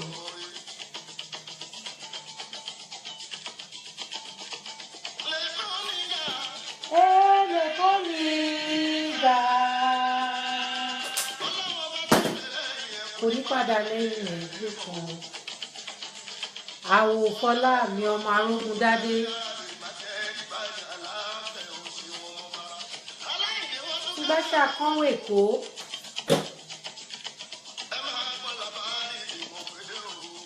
That is how versatile Sikiru Ayinde Barrister was. He knew all the slangs that was going on. He knew about current affairs. He knew about political struggles. He knew about everything going on in the country. He even knew about the slangs in communities, you know, whether be it the slang in Lagos, be it the slang in Ibadan, be it the slangs in Hausa language. He was so versatile, and he knew what was going on around him, which is going to sing one of them now. Aláìndé wọ́n tún gbá ṣàkánwé kó oh no òun kò lè kò mọ̀ye tó jẹ́ ọ̀rẹ́ mi má ṣàròrò ọ̀rẹ́ mi ó nà òun kò lè kò mọ̀ye tó jẹ́ ọ̀rẹ́ mi má ṣàròrò. Well,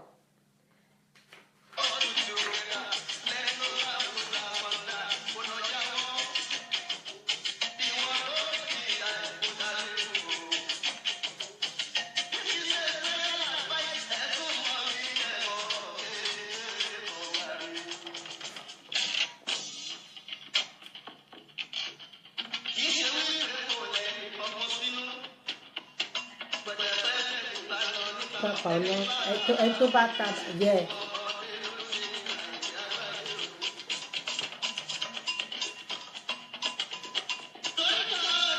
Combo. Tá máa sùn tá ní jí mọ́, wọ́n á gbé wa gẹ̀gẹ̀. Ó dínú sàárè. Bẹ́ẹ̀ ni, n ta bá ṣe náà máa kà. Àwọn mọ̀láìkà á yọ sí ẹ. Wọ́n máa bí ẹ.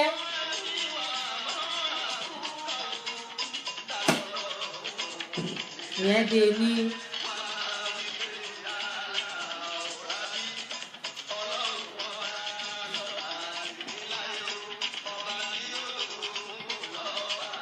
Ọba tí ò lórogún tí ò nọ́bà kan.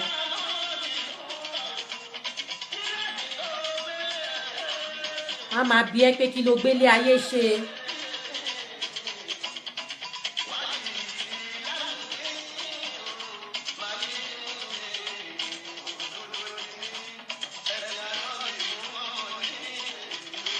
You see, he's saying that for himself. Tóun bá kúlé ní tóun dọ́run tó bá bí òun pé kí lòun ṣe òun á ní Islam dín lòun ṣe ẹ̀sìn ànábì Muhammad tí tóun lòun ń sọ yẹn àwa ń kọ́ kí làwa ṣe.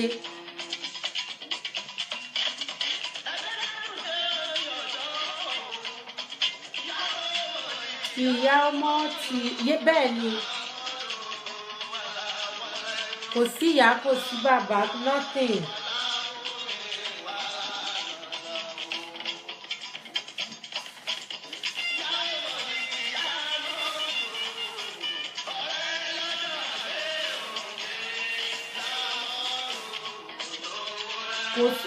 Ọ̀rọ̀ owó kọ́ kò sọ̀rọ̀ ọmọ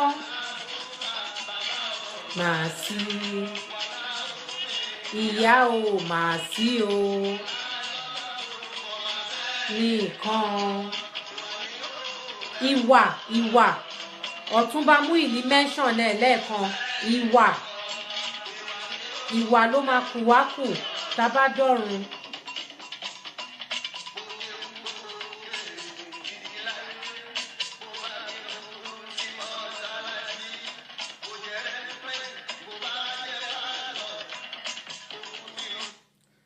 Barrister ní tó bá wùn ẹ́ kó kírun kó kú sí mọ́ṣáláṣí kó jẹ́ reverend kó tún jẹ́ pastor ìwà ẹ ṣe rí pé Barrister foresaw things.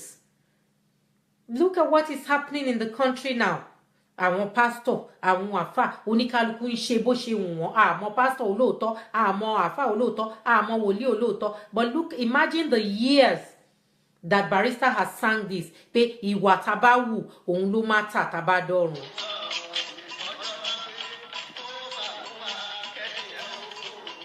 Ẹ lọ mú wà kẹ́sìn. That's what Barrister is telling us.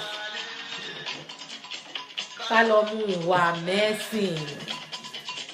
Tí gbàgbọ́ tí máa lé. Ká lọ mú wà mẹ́sìn.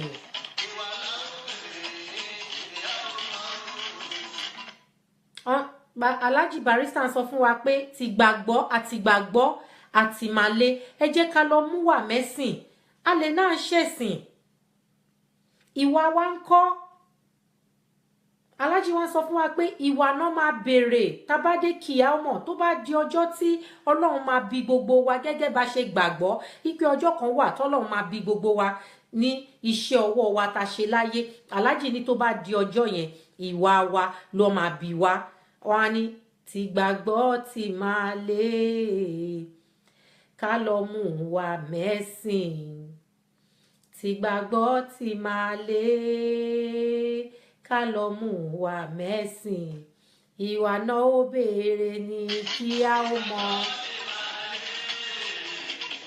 ká lọ mú wa mẹ́sìn ti gbàgbọ́ ti máa lé ká lọ mú wa mẹ́sìn kí a ó mọ̀.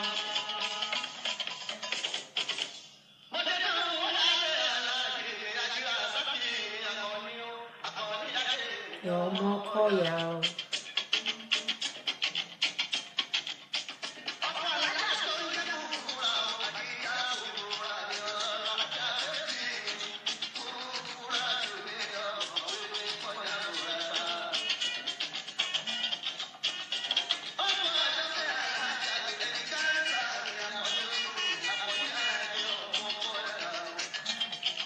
Dimensional Fuji.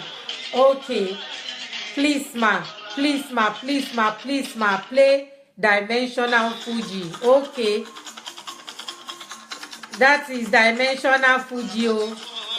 That is Dimensional Fuji. But left to me, I think we should listen to the older ones. But, you know, this woman has been going on about Dimensional Fuji. Let's do it. Okay. Excuse me, please. I'm getting my coffee.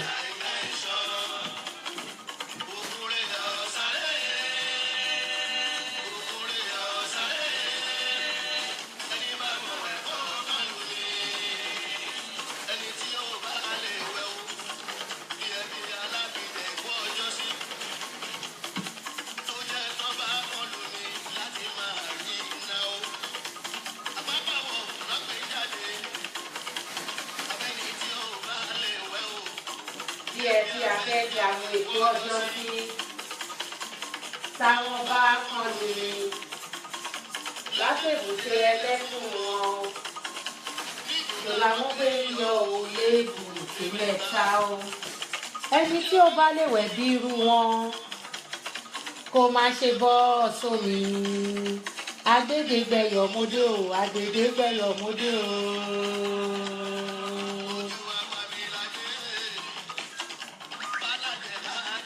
Olómele mọ́mele o àwọn odò kéékèèké àtọ̀sà pẹ́pẹ́pẹ́ àwọn omi òkun etílé lọkọ̀ onípákó lè rìn o tó bá ṣẹ̀ǹdálagba níbú omi òkun àwọn ọbẹ̀ sùsùn ńláńlá tó nọ́lu òyìnbó àwọn ló náyà láti nọ́kùn àgbà mi ẹ má bínú bẹ́ẹ̀ ni mo ṣe house chores òyìnbó Concordia ló yára ju gbogbo wọn lọ today is Monday so I'm doing house chores as well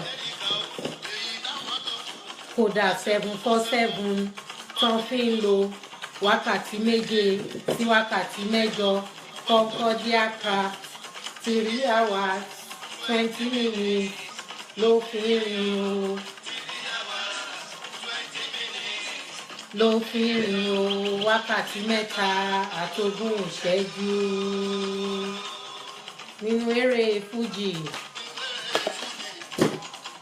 ọlọ́mọ ṣíkàtà ní bàbá àgbàdo ìlà tó bá kó ó gbára ẹ̀ lọ́wọ́ ọ̀bẹ o wèrèpè baálẹ̀ ó bá di oko a kì í fèsùrú gúnyán o iṣẹ́ ọlọ́run ọba ìyẹn ti dé ìwọ òrìṣà ìran ìṣàwùrù létí omi ìyẹn nílé wa létí omi ìyẹn nílé wa ní dimension o.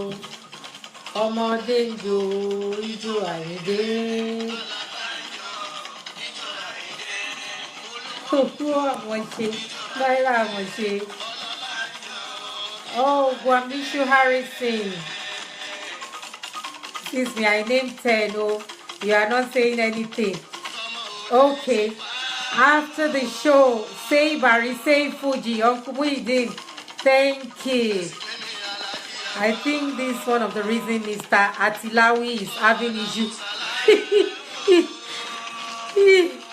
Fuji King in 1975 to 77. Benny. Good aroma, so lovely and so glad you so much, my God, we continue to be with you. Good, lovely mommy. Kenny Brown, Oshi Okomi, Odaro. Hey, Pastor Shibeku Goriwole, nice one. Toluwalashe Gold Labudi. Okay, all right, you mentioned 10. Okay, we will look into that. Go to one abroad. Okumuidin Baja. Barry is the creator of Fuji. Yes, so he is the creator of Fuji. It's coming from the authority. Okumuidin Bajabiamila says, Nile ni, loko ni, at home, at abroad. Barry is the creator of Fuji music. I think there's no dragging that issue anymore. Anyway, 100% kudos for him. Thank you, sir. Abro Ajomi. Yes, so Awolowo tribute. Orin le dárúkọ yẹn bàbá. Tribute to Awolowo. The tribute that Dr. Sikiru Ayinde Barrister did to Chief Obafemi Awolowo. Maybe we should just play it as the last one because somebody requested for this dimensional Fuji. Thank you, Uncle Ekuagba, Uncle Muhyiddin Gbajabiamila. Nton fagba se niyen, you see. This tribute to Awolowo is a fantastic record. You don't even need to understand Yoruba to feel what Alhaji Barrister is expressing. Guamishu Harrison, if you're still online, if you remain online, after the record playing, we will play the Awolowo tribute. You'll be surprised, you'll be astonished how this gentleman that we love so much, Dr. Sikiru Ayinde Barrister, how he brought to the fore the achievements of Chief Obafemi Awolowo. Bear with me, sorry.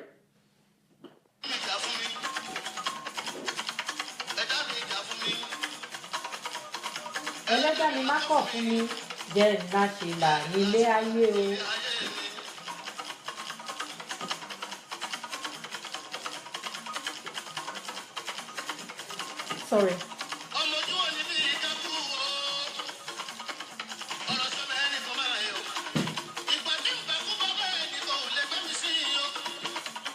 I spilled my coffee.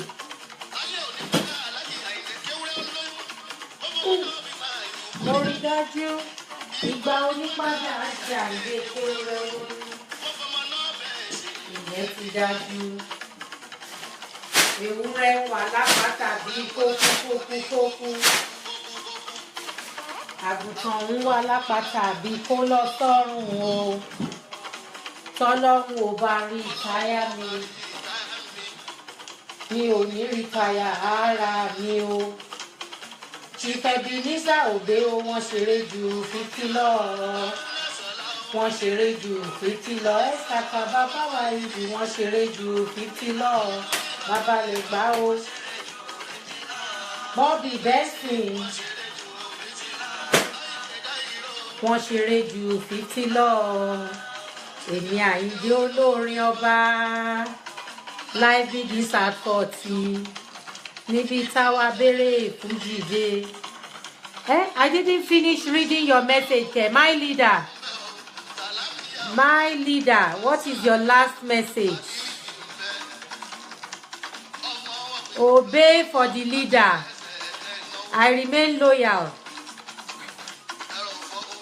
Very well. Ìyẹn dà ṣé Olúwa ọba. Orí ò ní fi mí lẹ̀ lọ ò ẹ̀ bá mi ṣàmìnà. Ẹ̀yin tẹ́ ń fẹ́ tà wá lọ́mọdé pẹ̀ lálàgbà lọ́kùnrin pẹ̀ lóbìnrin àti láwí. Yeah.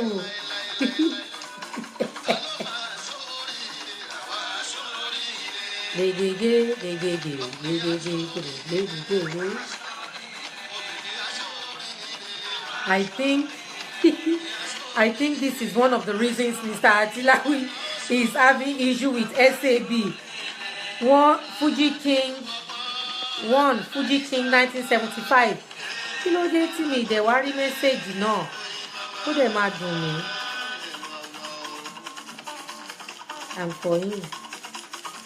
When next we won't travel. Happy Mother's Day. Ó dùn mí pé mi rí mẹ́sẹ̀gì ṣá. Only, I think this is one of the reasons Mr. Atilawi is having issue with SAB. Fuji King in 1975 to 77. Them dey for Tafa Bale was prayer. Oh yeah, go and buy your ticket, yo. You go enjoy your money. Ibiṣẹ́ ààrẹ o. Ọmọba Bọ́lá Kàdírí Ayaba. Ibiṣẹ́ ààrẹ o. Ọmọba Bọ́lá Kàdírí. Chief Moriyamo Bọ́lá Jókòó mi o. Since his lifetime, from the beginning to the end. Obìnrin Nàìjíríà o. Mọ̀mọ́ mi o.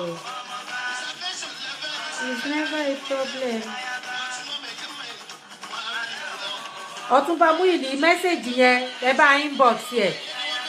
I think mi ò rí kà tán ẹ bá inbox ẹ̀ jọ kí n kà.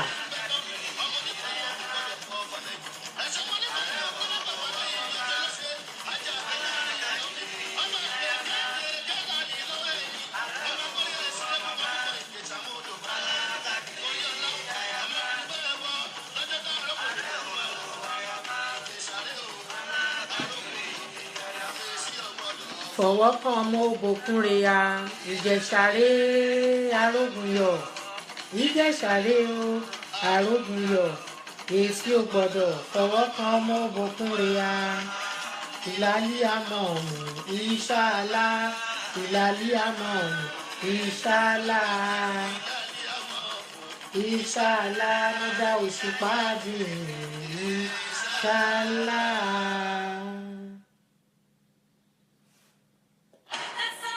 Borí kan bá sunwọ̀n aràn gbà o. Aràn gbà o. Borí kan bá sunwọ̀n aràn gbà.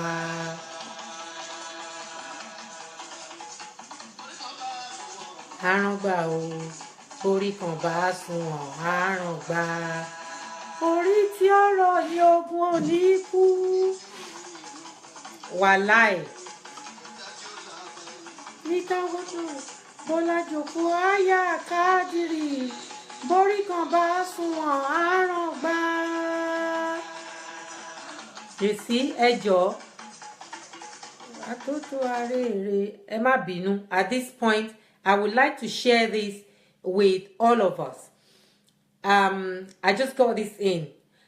This is a whole list of achievements. If our friend Gwamnishu Harrison is listening, you may have a lot more understanding of what we're talking about. Chief Dr. Sikiru Ayinde Barrister. There is a whole list of achievements, which I am sure is not even all of his achievements. In 1975 to 77, Chief Dr. Sikiru Ayinde Barrister is crowned Fuji King. Fuji Reggae King. He was crowned by the Institute of Nigerian Students Union in Europe in 1978. African International Music Ambassador was given to him. It's, African International Music Ambassador by Africa International Musical Confederation based in New York in 1984. He was Bala of Lagos. He was given that title by His Highness late Oba Adeyinka Oyekan Oba of Lagos in 1984. Agba Akinboba Gunwa of Ibadan land by His Highness Olubadan Oba Ashanike II in 1984. A doctorate degree in music by CULA 1985. That's the university in Los Angeles. Honorary citizenship of Rhode Island by the mayor of the city in 1986. Serikin Waka of Kano by His Highness the Emir of Kano Alhaji Abdullahi Ado Bayero in 1988. In 1988-89, he was given the honor of Best Traditional Music of the Year by P-Man. We all know what P-Man is, you know, Performing Musician Association of Nigeria. I think that's what it's called. He was the president of Boy Scout of Nigeria in Mushin Local Association, 1990. The Best Fuji Artist of the Year by P-Man, 1990. The Ambassador of Nigerian Universities Education Students Association, LASU, in February 1990. Sikiru Ayinde Barrister was Grand Marshal of Music by the Paramilitary Man-O-War of the University of Ibadan, 1990. Musical Legend of Commonwealth honor was presented to Ààrẹ Dr. Sikiru Ayinde Barrister by the then Commonwealth Secretary General, Chief Emeka Anyaoku, in 1990, that was.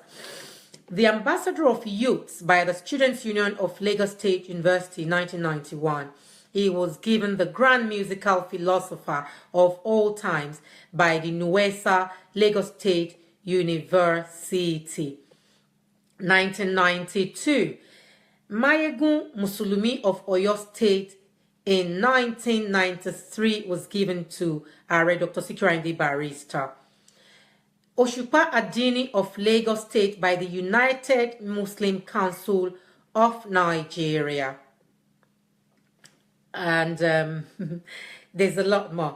Declaration of Dr. Sikiru Ayinde Barrister Day in Providence, United States of America, by Governor and House of Representatives with special citation. Lagos Island Club Merit Award was given to him round about the same time. Aro of Ilobu, Tayeshe of Erioshu, Bobagunwa of Idimu, Amuludun of Isolo, Aṣojú Ọba Erinle in Erinle, Aṣojú Ọba Erinle in Kwara State, honorary membership of Tempodrom in Berlin, Germany, the Ọ̀túnba Tayeshe Ororuwo, Ààrẹ of Ìsẹ́yìn by Ọba Oṣuọlálé Adéyẹrí, Atọ́láṣẹ of Okuku State by Ọba Olúrónkẹ́ Olókùkù of Okuku. Just to mention a few of Dr. Sikiru Ayinde Barrister's achievement only in his 60-something years in life. Some people live to 120. They do not even achieve 1/10 of all that Dr. Sikiru Ayinde Barrister achieved. And yet, we have not mentioned all of his achievements. We have not. All of these are only a tip of the iceberg.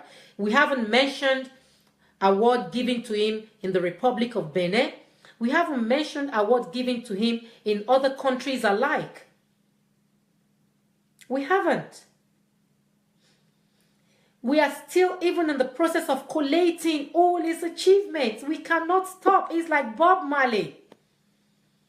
Like Bob Marley became an institution, Sikiru Ayinde Barrister is an institution. Do not be deceived. Do not let anyone contort the fact for you. The fact is what it is. Let's continue with our music, Jari.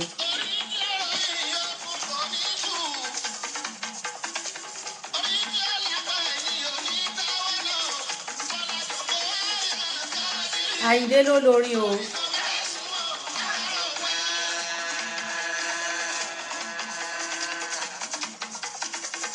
Barry for life. Aye. Okay. Happy Mother's Day. Bàbá olóyè. Ńgbà wo lẹ gbórí wọlé. Bàbá olóyè. Aláàjì Ṣọlé. Bàbá mi láfíà. Ètò nìyẹn o. You are welcome, Bàbá Àṣàntí. Bàbá àgbàlagbà. I'm not out. For life, Baba, for life, for life, for life.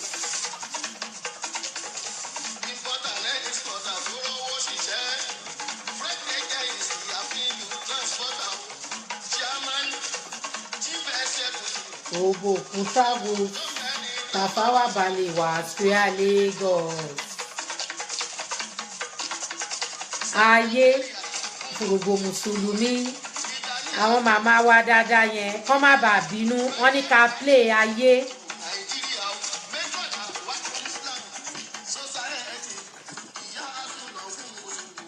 Màmá wa Fúnmi Smith, we must thank our leader Ọ̀túnba Muili. Thank you very much for this honor accorded Dr. SAB. Thank you. Fún gbogbo Mùsùlùmí. Muslim káàsì ọba òkè má fi yanjú wa.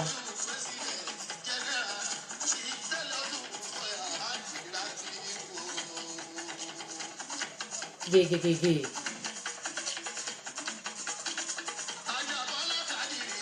Òṣùpá àdínní. Sẹ́yìn kí n wákà. Wọ́n á dé. Gáwà àti Rasaki. Ọlọ́run bá tọ̀ náà mọ́lẹ̀ sí gábàsì wọn.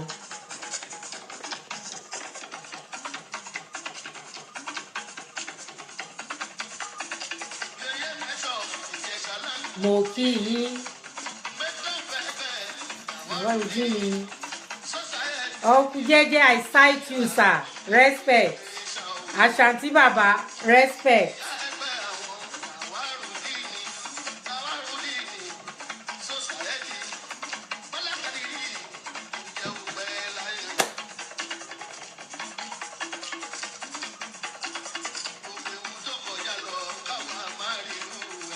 Nílé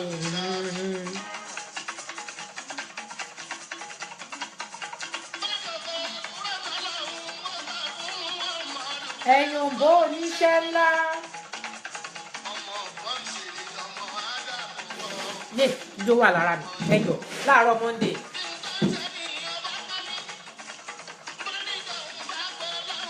Tògbà táwa kàrí tòrò. Òun náà yóò padà lẹ́yìn ẹni.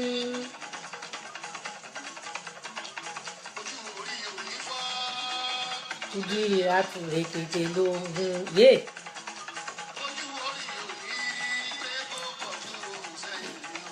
Láíláí àbádà iwájú. Kó kọrí síwájú. Padà kọ́wọ́ ṣìnà ẹnu.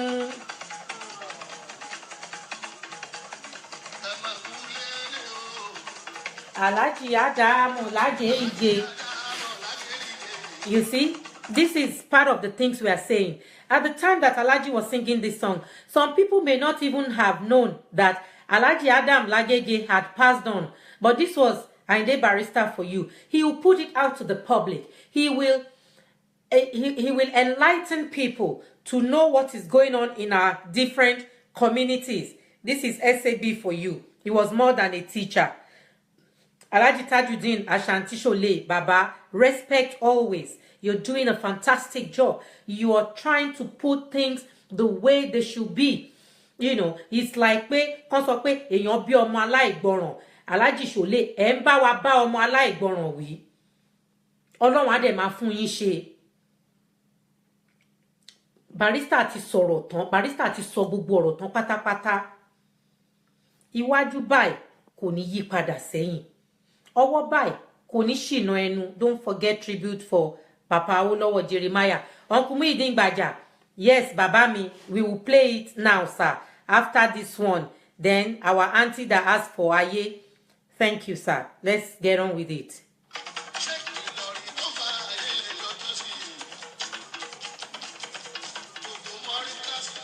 ara fẹ́ra kù mùsùlùmí ẹ kú ara fẹ́ra kù ọlọ́wọ́ bá kó forí tó kú ọ̀run bàbá wa.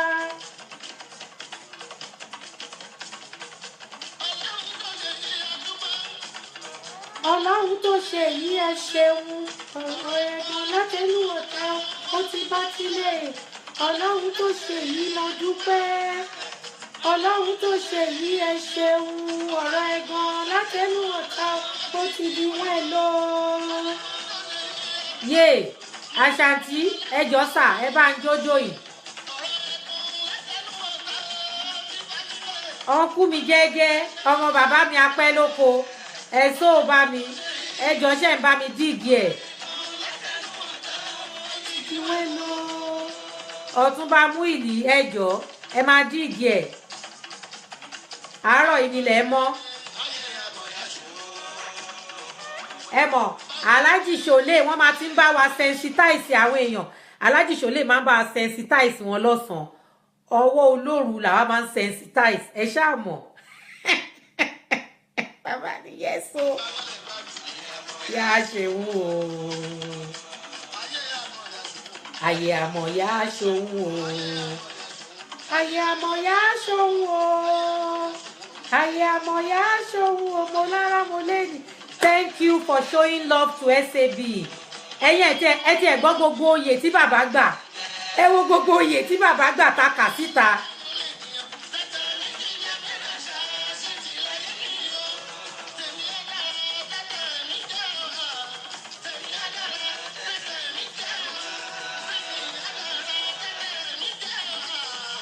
ìyá dára tètè níjẹ̀ra.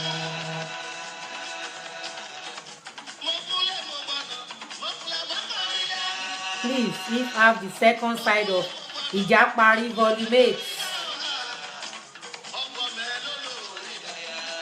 Ilẹ̀ kọ́kọ́ wá. Mo wùlẹ̀ kọ́kọ́ wá. Tèmi á dára, mo wùlẹ̀ kọ́kọ́ wá. Mo wùlẹ̀ kọ́kọ́ wá. Tèmi á dára, mo wùlẹ̀ kọ́kọ́ wá. Ìjẹ̀ṣàré. Ẹ jẹ́ àwa volume 8 tí Àṣàntí sọ. Yèsí ò gbọ́dọ̀ fọwọ́ kàn ọmọ òbòkun rẹ̀ á Ìjẹ̀ṣàré Arógunyọ̀ volume 8 Ìjàparí. Yèsí ò gbọ́dọ̀ fọwọ́ kàn ọmọ òbòkun rẹ̀ á.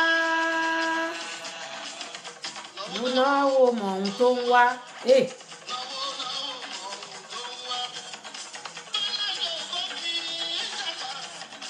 Lùbáríkà ló ń wá.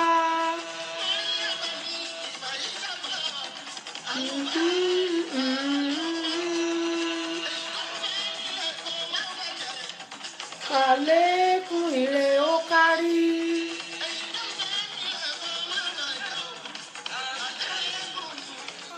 Ẹ̀yin Aláàjì Síkíbọ̀ì ni mo tò sí o. Ẹ̀yin Bàrúsátì la tò sí o. Mọ̀ ohun tó ń wá.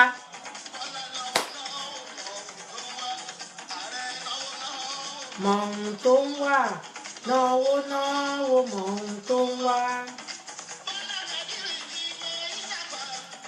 Àlùbáríkà ló ń wá. Kàlékún ire ó kárí. Èyí tó ń bẹ nílẹ̀ kó má bàjẹ́ o.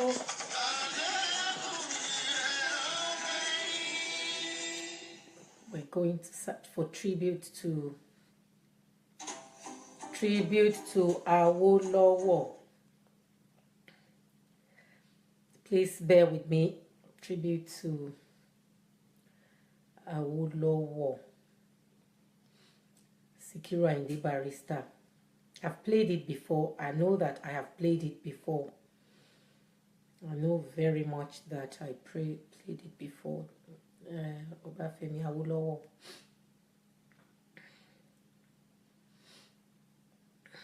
By Sikiru Ayinde Barrister. Barry leads, other follow.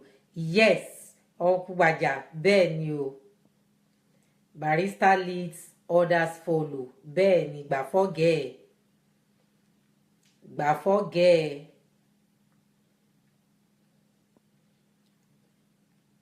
in record that tribute to Awolowo is in another record. I think it's yeah, I think it's with maturity. Otumba Muili can correct me. Uncle Baja, that is Awolowo Jeremiah for you. Ale, Lowo, Awolowo. To our non-Yoruba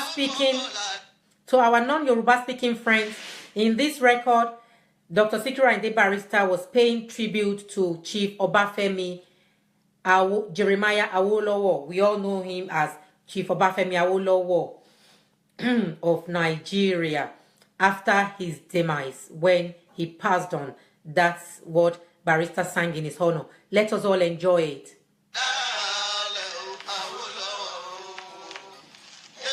Excuse me, I'm getting some more coffee. I'm a coffee person.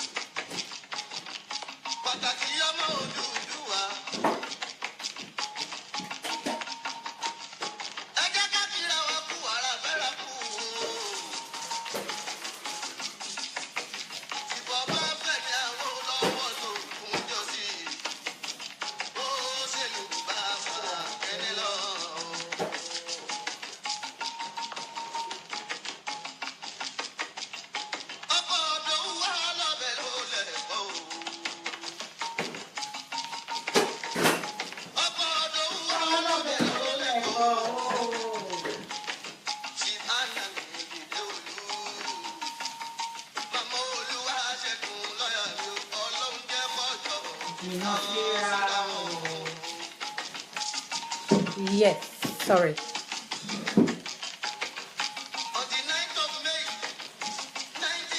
Look at how Barrister, just listen to how Barrister will analyze from the time of his death to the time of his burial to all the events held in his honor in preparation to his funeral, to the funeral of Chief Obafemi Awolowo. Listen to the analysis. Is very, very constructive. Chief Dr. Sikiru Ayinde Barrister. He will say, this is my best record. I love it. Uncle Jeje, orin àwọn àgbà ni. Ẹ̀yin àti Uncle Muideen Gbaja, le like. That's good. I was in America when I heard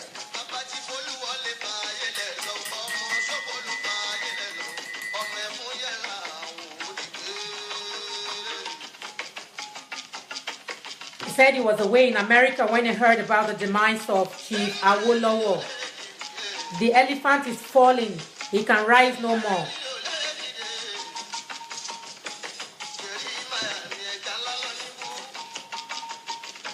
The big fish has gone from the water.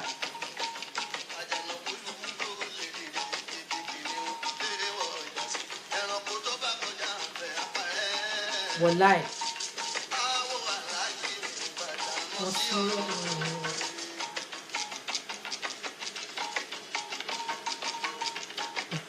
Tó bá sọ̀rọ̀ fún ni kò lè dùn ni ọmọ tó ń sọ̀rọ̀.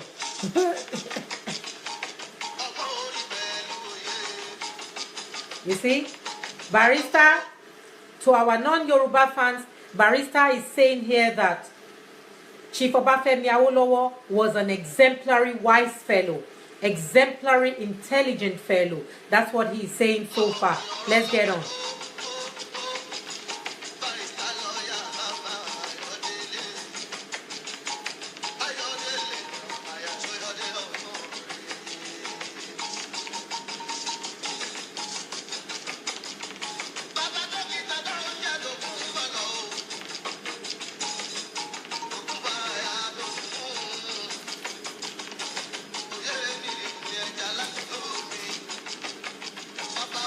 The big fish has exited the water.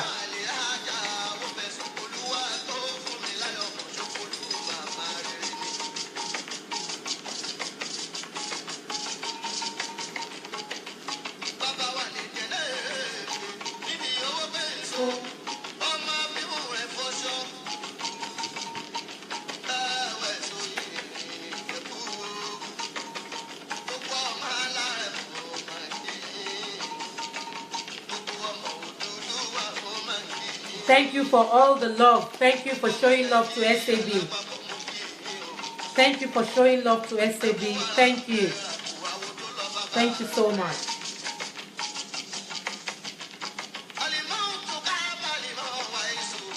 Alimutu Kafani no waisu. No waisu. Benny, Nigeria lost a great leader in Chief Obafemi Awolowo. Awaye Kwosi. We are all gonna go one day. Thank you, Saleki Adekumaya. Good music. You see, it's good that we play this kind of music. It's good that we take people's memories back to this kind of music, because a lot of people do not even know that Barrister sang this kind of songs. The people don't take time to look into the past songs. They just listen to the more recent ones. Let's get on with it.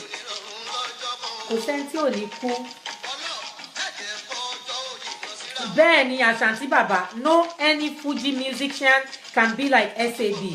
And this is coming from another top Fuji musician on the Lagos Island periphery, you know, in the space of Lagos Island. Respect to Alhaji Ashanti Shole, big respect. God bless you for taking this great step. Baba Adiniola, how for do, brother me. Who can tell me, now listen to this. If you have a pen and paper, you may want to write it down, or you can listen to it on your own at a later time and get it. Barrister is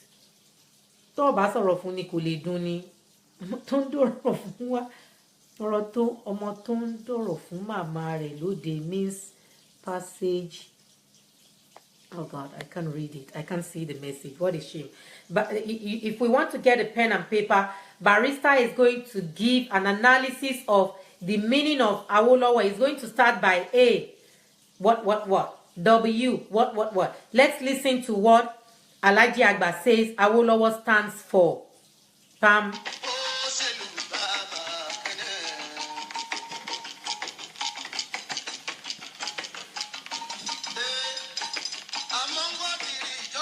Among all the regions.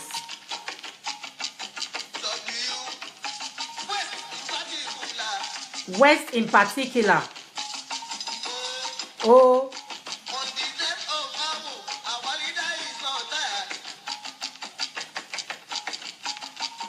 L. O. Our rights shall be claimed.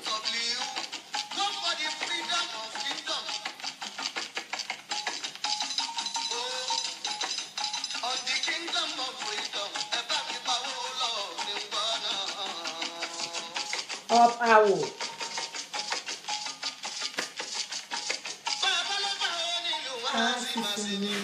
I know so nilu apaluda.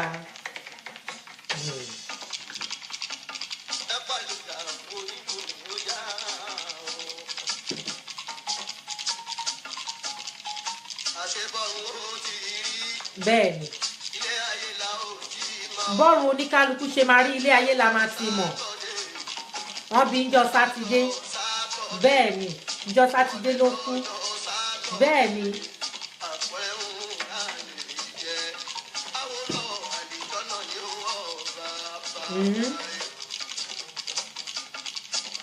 You see, bí Alhaji Sikiru Ayinde Barrister bó ṣe máa ń ṣe ẹ̀yìn fún àwọn èèyàn tó bá kú, and not just for big people.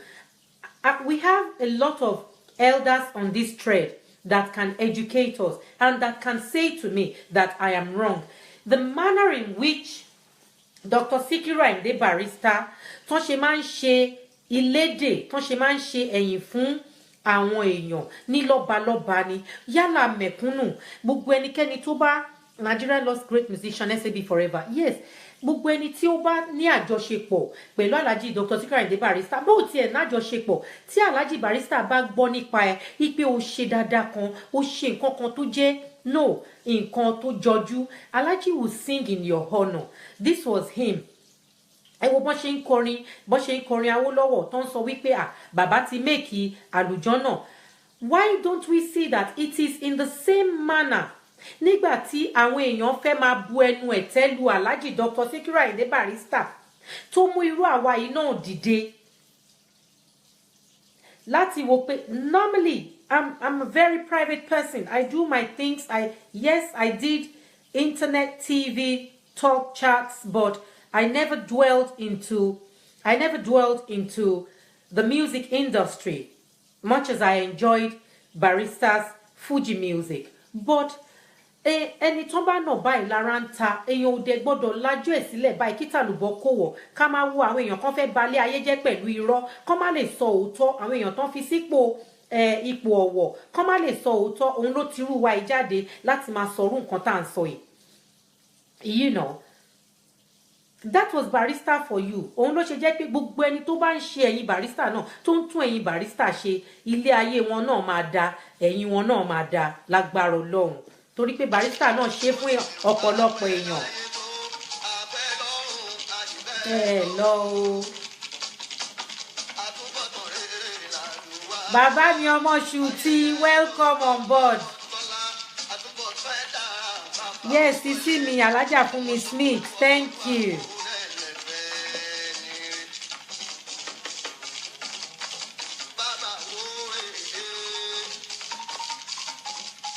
Bàbá wo ilé. Bàbá wo ilé.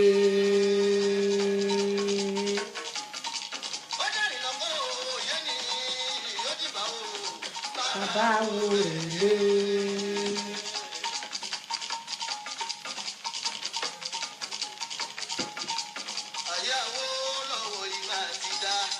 Ayé Awólọ́wọ̀ yìí mà ti dá.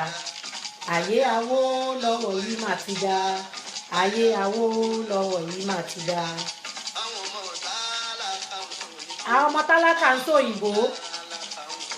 Bẹ́ẹ̀ ni lọ́wọ́ yìí mà ti dá. Ayé Awólọ́wọ̀ yìí mà ti dá. Ayé Awólọ́wọ̀ yìí mà ti dá. Ayé Awólọ́wọ̀ yìí mà ti dá. Ayé Awólọ́wọ̀ yìí mà ti dá. Àwọn ọmọ tálákà ń sọ òyìnbó. ń sọ òyìnbó. Ayé Awólọ́wọ̀ yìí mà ti dá. Sorry, I know we are enjoying it. Yes, Uncle Jeje, Barrister was talking about free education. Like I said earlier, Barrister talked, it was so relevant in everything that is happening in the country. Barrister was saying in this record that at that point, that song he sang, that Ayé Awólọ́wọ̀ mà ti dá, the life of Chief Obafemi Awólọ́wọ̀ is good. Àwọn ọmọ tálákà ń sọ òyìnbó. The children of the poor people can speak English. What was he referring to?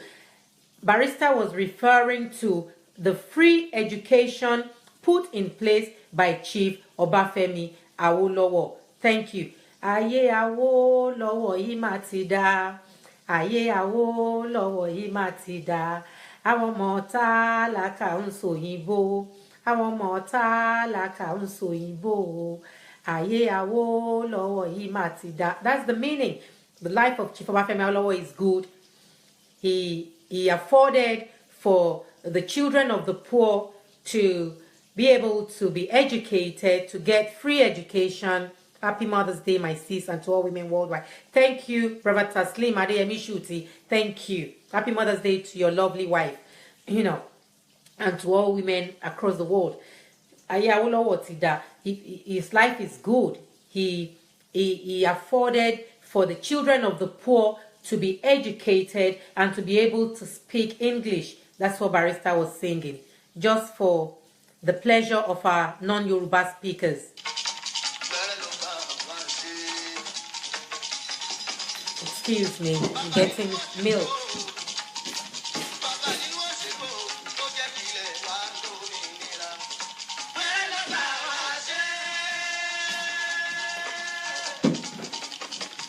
I want to drink my milk.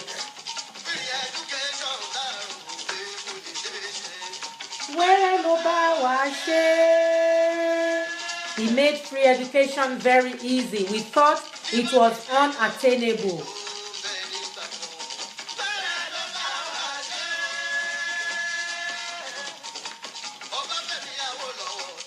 Varsity, where and Barrister goes on to talk about, he's going on to talk about all other achievements of Chief Obafemi Awolowo across the Western region and across the country, Nigeria. Fundamental human rights.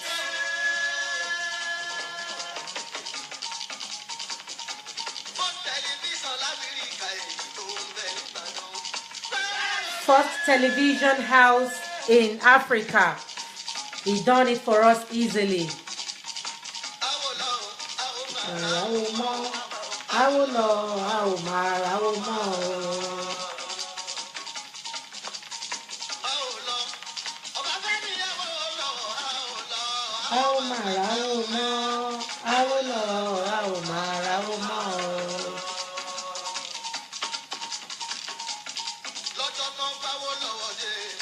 Listen to this. Listen to this. It's awesome. Alagbawa.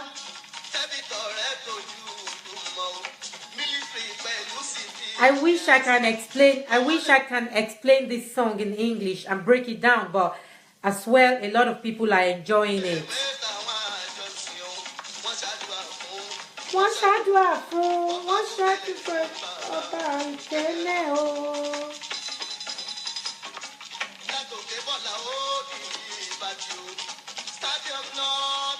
Bàbá sí. The soldiers stood at alert.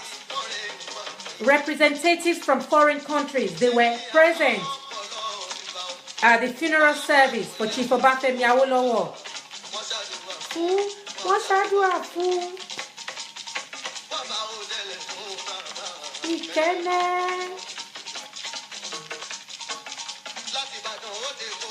Nàìjíríà o. Iná kọ́kọ́ tẹ̀ sí theatre. Wow, SAB was and still indispensable. Yes, Baboloye.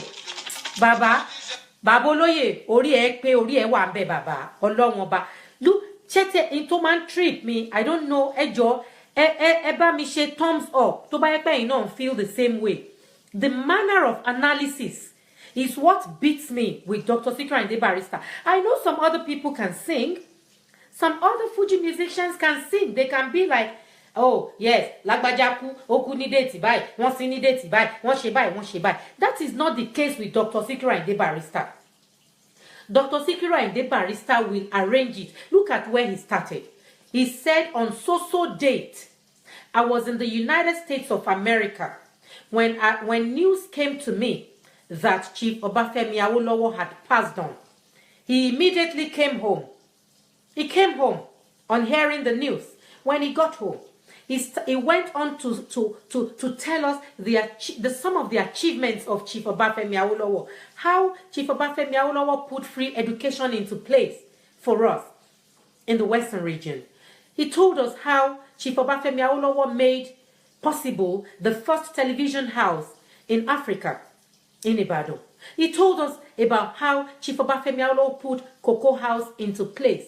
He went on to tell us about how Chief Obafemi Awolowo made Obafemi Awolowo University possible, a premier university in Nigeria. He went on to tell us a lot more achievements of Chief Obafemi Awolowo. Then he went on to describing his manner of funeral, the kind of services that they had for him across the country. They started from his house in Ibadan. They took him to Liberty Stadium and other places. They brought him to Lagos. He was laid in his residence in Apapa. They went on to the National Stadium in Surulere, and it just goes on. He analyzes. You can write a thesis. You can consult Barrister's music if you're writing a professional thesis or you want to write a book. That is the way Barrister arranges his songs. and somebody is going to tell us bull crap. Somebody will come and tell us bullshit.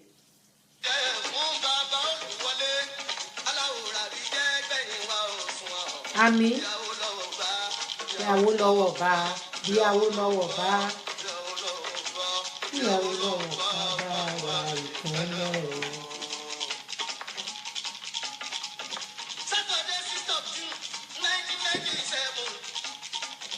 Pẹ̀lú date.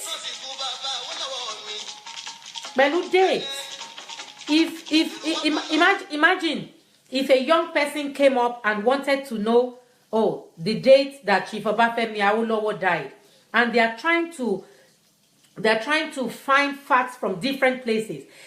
This is a record that can be consulted. We can say to them, go to so record of Sikiru Ayinde Barrister. You will find the date that Chief Obafemi Awolowo was buried. He just said it. Listen.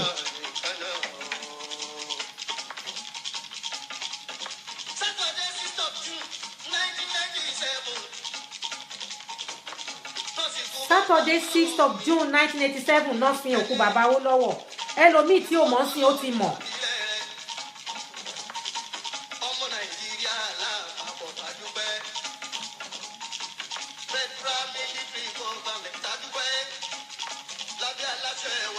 Wọ́n fi kúrò ní Babangida.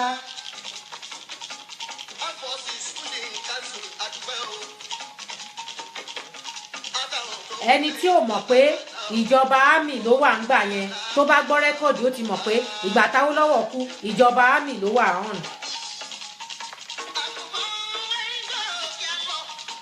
Àkùnmọ́ erigo òkè àlọ́.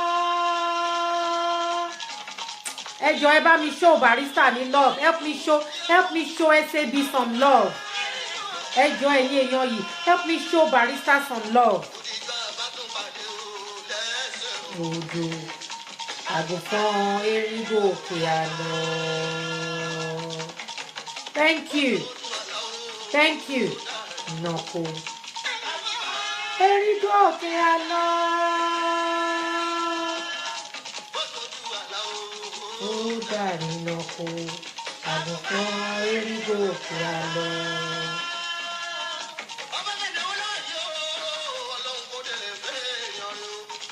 Àmín.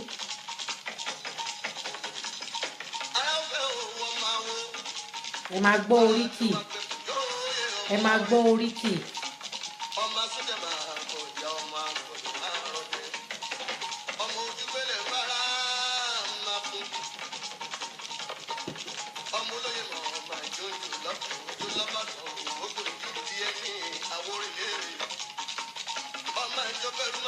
Mama jogbe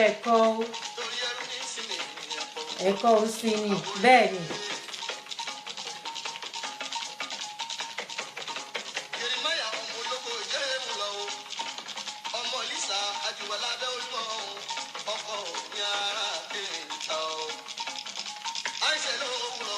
Ó yọ lálẹ́, ó yọ lówùúrọ̀ o.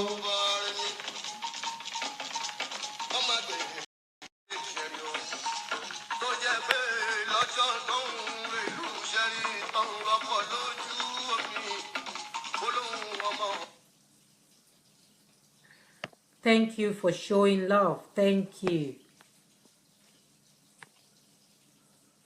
The tones I can get from these bases. Aye for And what I came up with. Aye for our Alaja Funmi Smith. Aye. Oh. I don't know if you can see me. I can't see the picture.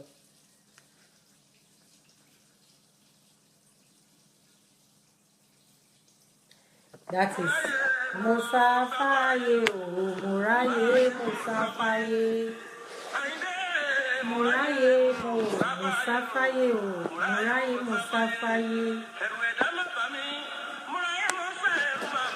People will Madamo, Muraye, Musafaye. Muraye, Musafaye. Sorry, my camera was being messed up by me. sá ẹ̀rù má bà mí o ìbùnú rẹ ọmọ àdámọ̀ mọ̀ráyé mọ̀sáfáyé. Sidoff, welcome on board. Thanks for sharing. Kó tó sọ̀pá ayé láyé ń jẹ́ òjàre.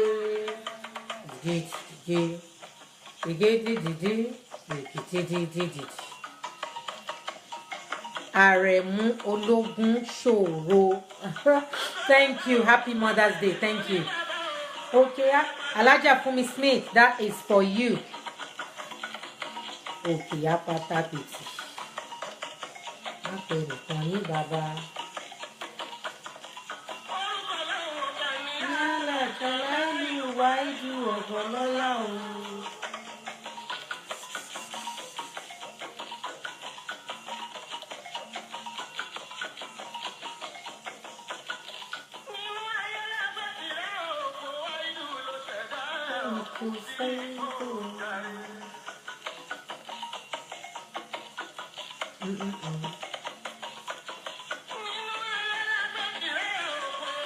Alaja Smith, ijó yín dà.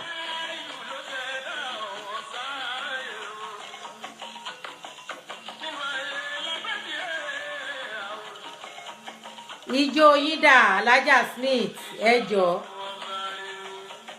Ijó yín la fẹ́ rí. Pastor Shibeku, ijó yín dà.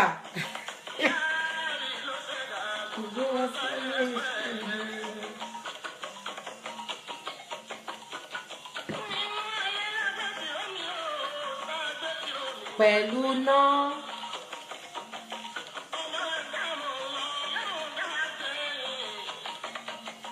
Did you have tribute for Teslim Balogun Thunder?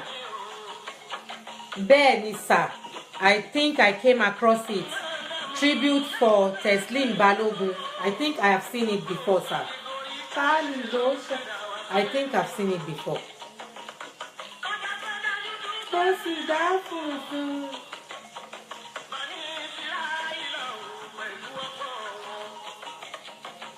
Tribute for àwọn èèyàn inú ẹ̀ ló ṣòro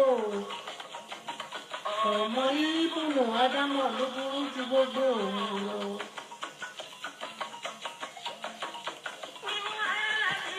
Yes, we will look for it. I think I've come across it before, Uncle Baja. I have. Uncle Jeje, thank you, sir. Kalika.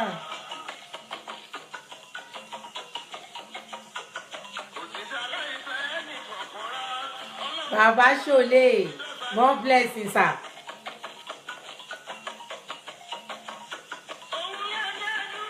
We can never be like you. You are the leader, Baba Shole. I wish I can do what you're doing, Baba Shole. Respect. Thank you, sir. Eshe.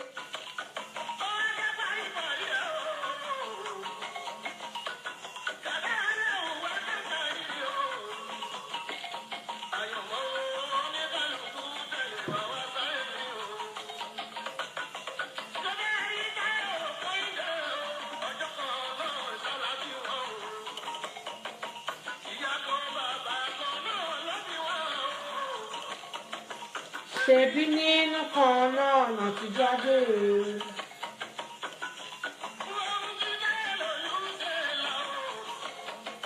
Àmì Baba Shole, more blessings, sir. Baba Shole, you lead, I follow.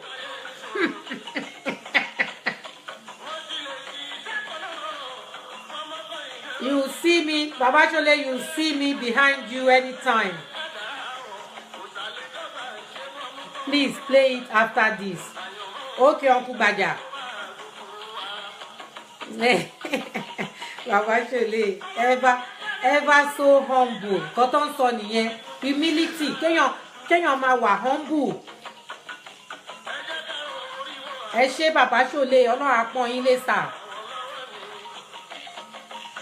Alájà Fúnmi Smith mi ìríjó yín o. Olóòótọ́ kí màmá yìí lẹ́ni o.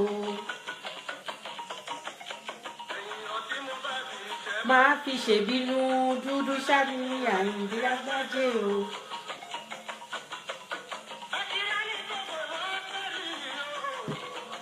Good night to all our friends from Nigeria that has gone to sleep.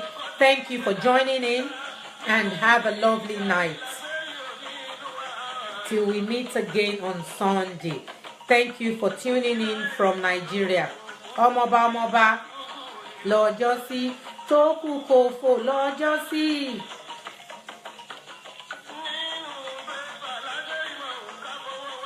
Ènìyàn dúdú.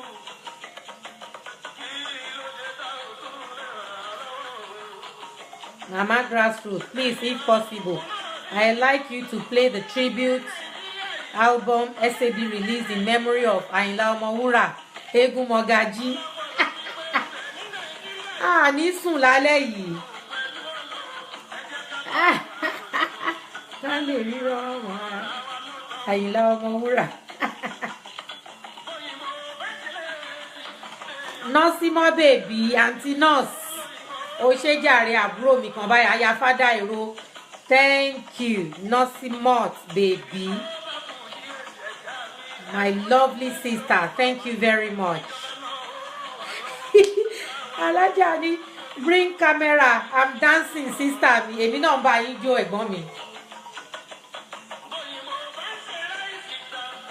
Tó bá fowó lé òbe èèyàn dúdú bá ṣe yẹn tó ṣe tiẹ̀ ní ẹ̀dínwó.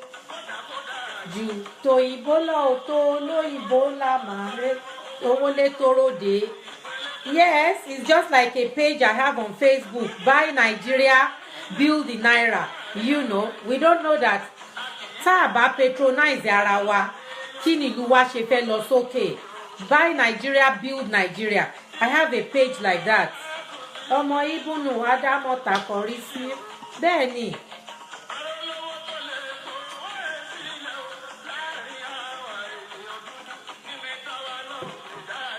Inú ni bí ni tó máa fowó orí lé wọlé dandan ni everybody sanwó orí. Ká fi tún Nàìjíríà wá ṣe ló tọ́ káyé ṣe tọ̀nà bí ara wa lásán. Bẹ́ẹ̀ ni dẹ̀yẹ òròfo tó bímọ méjì péré tó sọ wípé ilé òun ti fún ṣọ́ṣọ́ o. Pè ní fertilizer náà. I have explained this record before. I have actually, on one of the live chats, I have explained this particular record before in English, where Barrister was talking about government providing fertilizers. There was a record about fertilizer where I explained that, but let's listen on to this. Orí àkìtàn ni. What is fertilizer? He told us the meaning of fertilizer. Something oúnjẹ. Ra lóore, ra lókè òkun. Because at the time when Barrister sang this song, there was scarcity of fertilizers in the country. We had farmers in the country, across the country, who did not have fertilizers to boost their plants. We were importing fertilizer. It was very disgraceful. And Barrister was advising the federal government at the time to make available fertilizers for our farmers, to increase our subsistence of food so that we could provide our own food. Let's get on with it.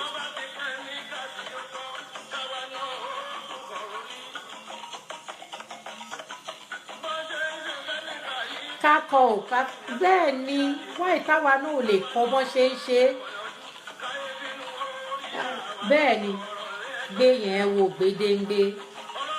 Fúnnu Ádámọ̀ bápo ẹ láṣìírí àkìtàn ló jẹ́. You see? I don't know what stopped to Ìgbà Aláké. We have to look for that record where Uncle said tribute to Teslim Balogun. No, Olúnrété kọ́. Olúnrété kọ́.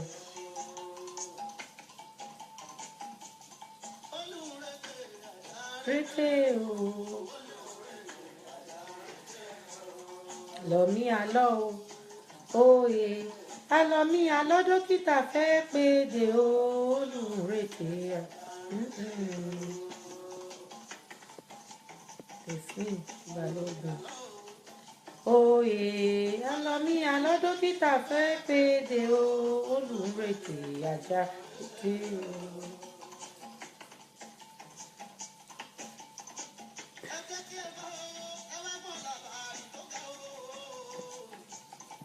Ìyá kan ló wọ̀lú Èkó tó lòun bí mi lọ́mọ. Tribute Tẹ̀sìn Balógun Àyìnlá Ọmọwúrà.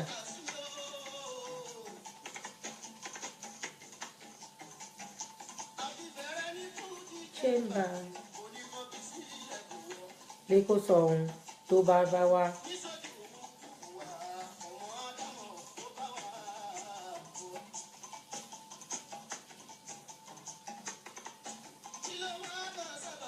Mo fi jẹ́ ó wọlé bọ̀wọ̀ fún bàbá pẹ̀lú màmá kì í ṣẹni tó bí ẹ lọ́mọ nìkan ló yẹ ká tẹríba fún.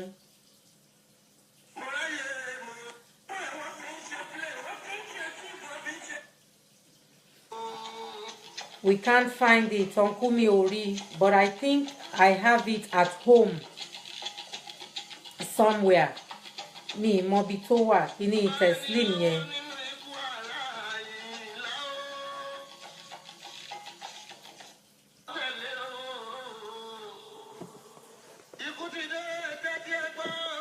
Ikú ti ṣèkà sílẹ̀ ó mẹ́rin lọ. That is for you, Baba Olóyè Àyìnlá Ọmọwúrà.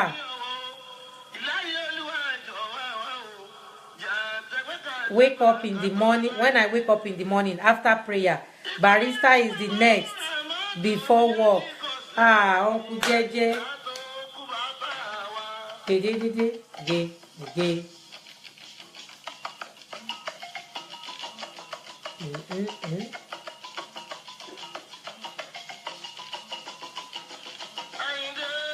Ìkànnì ni mo wà tí mo gbé ń ṣeré àgbájé. Barry for life. You are taking me back memory lane of my dad and my childhood friend Razak Amodu. Nice one, Mama Grassroots. Baba Olóyè.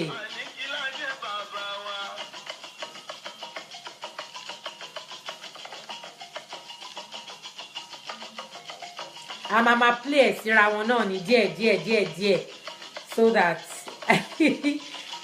a lè lọ sùn. Ó ní ìyá kọ mí ẹ̀rọ adìẹ bá mi dẹ́ẹ̀dẹ́. Kò sẹ́ni tí ó màmá ní kú, kò sẹ́ni tí ó màmá ní lọ.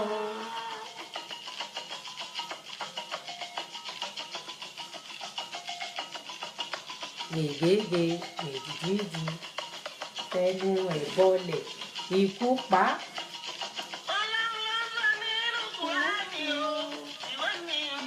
Mùsùlùmí.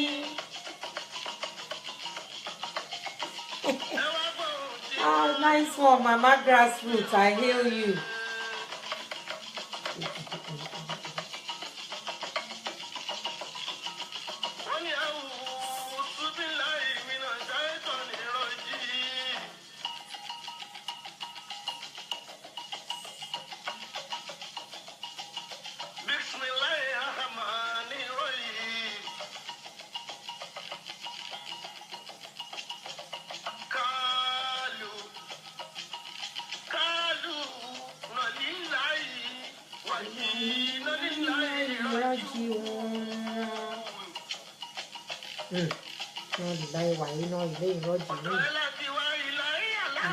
Ibẹ̀ náà la máa padà sí.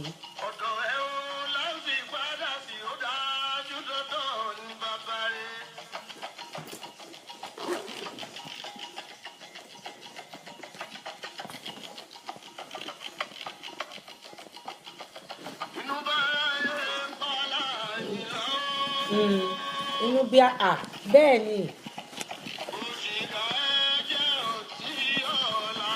Òṣìkà ẹ rántí ọ̀la òṣìkà. gbogbo ẹ tó bá ń ṣèkà ẹ rántí ọ̀la kó dídẹ máa rewó tí ò ní rọrùn. I'm moving about with the camera. Ẹ má bínú.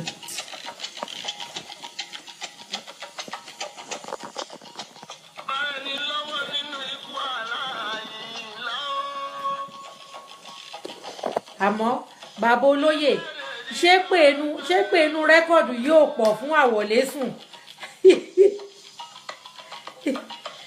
torí èpè pọ̀ díẹ̀ nú ẹ̀.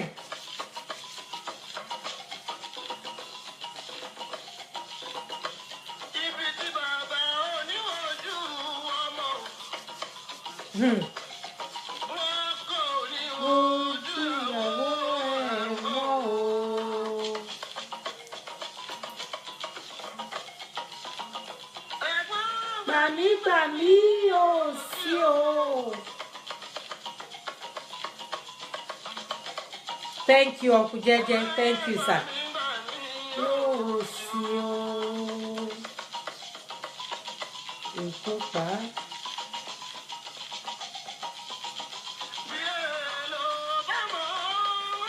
Máa ṣe lọ. Máa ṣe lọ. Ló bá mọ̀ ọ́ ṣe o. Ọ̀rẹ́ mi máa ṣe lọ o. Ìsánsàmọ́ òkúbure. Mànígbà lùbọ́sà o. Wípé kò ní tọ̀hún kẹ́ẹ̀fọ́ o. Ẹ dákun onígbà lùbọ́sà kó kẹ́ẹ̀fọ́ láyé.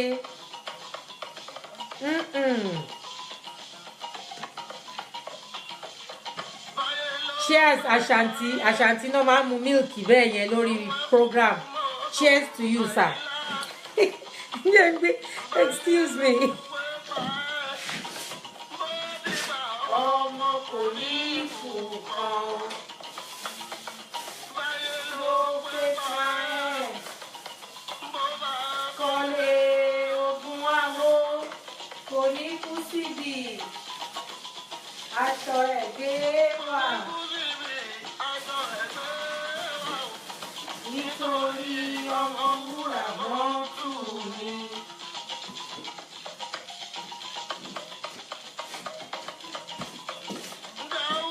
Kò rọ́jú lájú ìṣẹ̀wúdà mi. Nípa.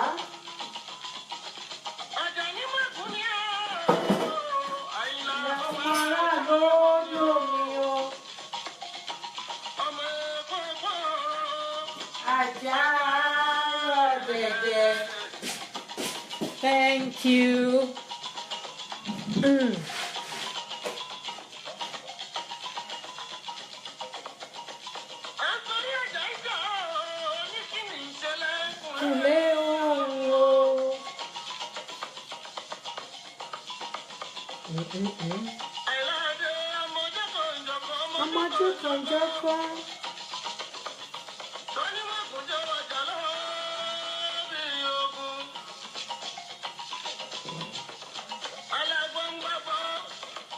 Aláwo ń gbà wo.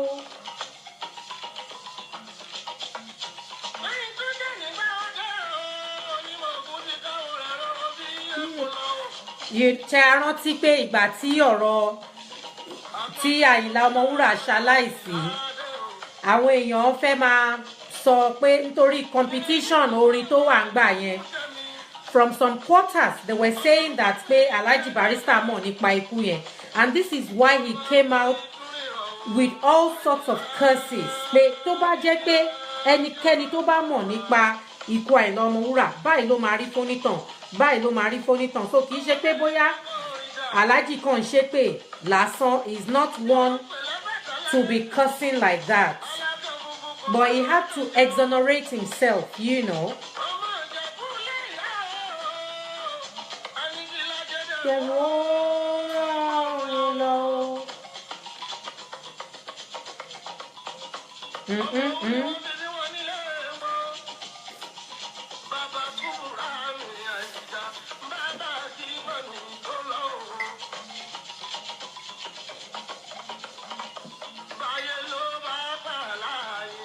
Yeah, this is where he was saying it. Little by penny, yes, you are 100% right. Baboloye, ẹ kú àìgbàgbé. Àjọ kú àìgbàgbé, tá bá dẹ̀ gbàgbé. Àwọn bọ̀dá wa àtàwọn bàbá wa wà lórí tírẹ̀dì tán máa rán wa létí bó ṣe lọ. Àṣàntí wà, ọkú gbàjá wà, ọkú jẹ́jẹ́ wà, so help soon. Baba, we have to educate people about Barrister. Wọ́n fi jọ bàbá ẹ̀ tí ò kú ẹni tó bá pààyàn. Alájà Smith náà ni you are right. Gbogbo ẹni tó pààyàn àti àwọn tó pa ọmọ lẹ́yìn wọn tó ń bá wọn ṣeré àtàwọn tó ń náwó nù kú àwọn fáǹsì wọn tó ń tẹ̀lé wọn káwọn náà má kú mọ́. Bí lájẹ́ tí yí o kú pa.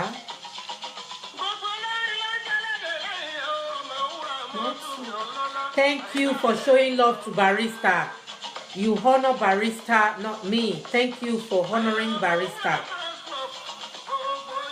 And please share this video. Share this video, please. Let it get to all the people in government that are supposed to honor Dr. Sikiru Ayinde Barrister after his death. Let us share until it gets to them so that they can accord him the honor due to him. He was in Mushin by then, and our local leader in Mushin by then was Baba Omopupa, Oluwo of Mushin. Mọ̀wúrà mọ̀tù, Ànígílájé, Àyìnlá, Egúnmọ̀ Gàjífàyè lẹ̀, Ọmọwúrà mọ̀ o. Jíwá ìdí, Ọmọwúrà mọ̀tù. Ànígílájé, Àyìnlá, Egúnmọ̀ Gàjífàyè lẹ̀, Ọmọwúrà mọ̀ o. Kò má má jẹ́ kó lò. Àyìnlá ẹ̀rín, olè ọlá, púpọ̀ Ọmọwúrà mọ̀tù. Ikú olè ọlá, ikú Ọmọwúrà mọ̀tù. Wàyídì Àyìnlá lọ ní ìtókù o. Ikú olè ọlá, ikú Ọmọwúrà mọ̀tù. SAB's death is painful. Who can sing like SAB? God knows best. Wallahi. Àyìnlá lọ ní ìtókù wàláì. Ṣẹlẹ́dẹ̀ Síkírù Àyìndé ṣẹlẹ́dẹ̀ lẹ́yìn Ànígílájé. Ikú pabiri abiri rọ̀run. Ọmọ Yẹ̀súfù. Ọ̀sán gangan la gbọ́ bẹ́ẹ̀ ni ẹ máa gbọ́ tó bá jáyé ló pẹ́ àtúkú mọ́tò tó bá kọ́gun lé àwọ̀.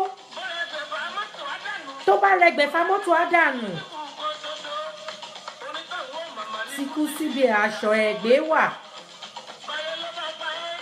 Ọ̀sán gangan la gbọ́ bẹ́ẹ̀ ni lọ́rọ́ kú arọ́ bẹ́ẹ̀ ni.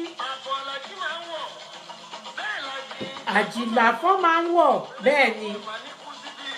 Aṣọ ẹ̀gbẹ́ wà.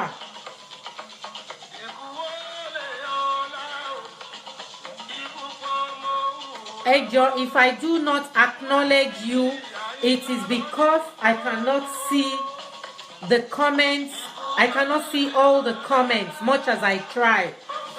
I will do after the show. Ikú olè ọlá, ó pọ̀ Ọmọwúrà mọ̀tù. Wàyídì Àyìnlá lọ ní ìtókù.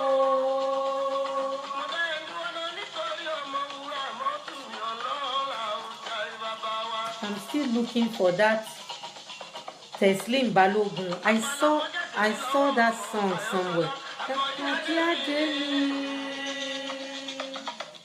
Das. Yeah. Agogo, Uncle Jeje. Lolori, Uncle Jeje. Trade yín nìyẹn, gbọ́ agogo yẹn bó ṣe dún kékékékékékéké. Dìní lolórí, Àyìndé lolórí ọba o. Wàlámùgbòròdù, Àtúndé. Dìní lolórí, Àyìndé lolórí.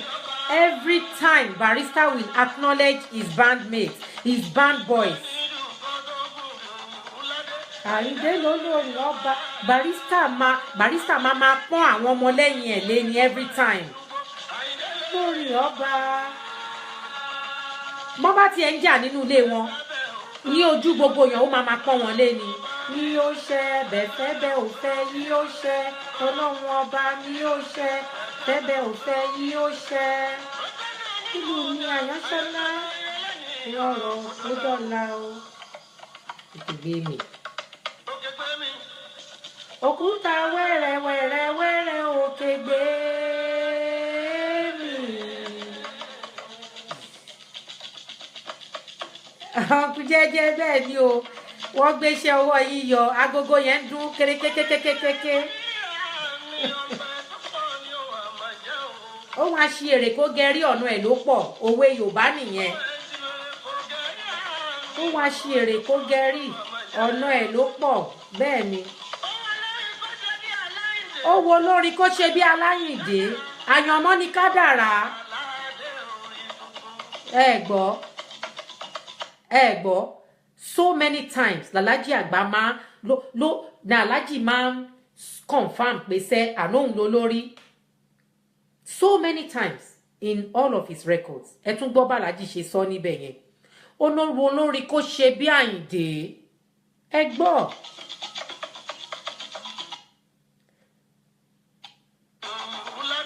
Àyìndé lolórí ọba. Àyìndé lolórí àwọn lọ́balọ́ba.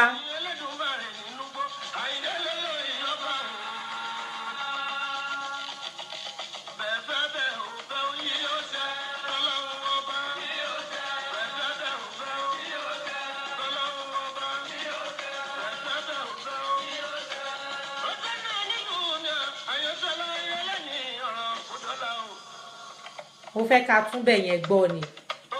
Barrister máa acknowledge ara ẹ̀ every time as the leader of Fuji music. As the leader of Fuji music, he resonates it. He says it all the time. Nobody can take it away from him. Ó wá ṣe èrè kó dirí. Ó wá ṣe èrè ọkùnrin náà kó gẹrí. Ọ̀nà ló pọ̀ fún wọn.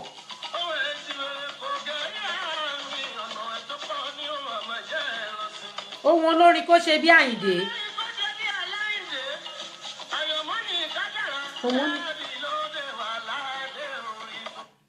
Ohun olórin kó ṣe bí Àyìndé, àyànmọ́ ni kádàrá. Yárábì ọba Ọlọ́run ló déhùn ládé orin. Mọdún yìí ni.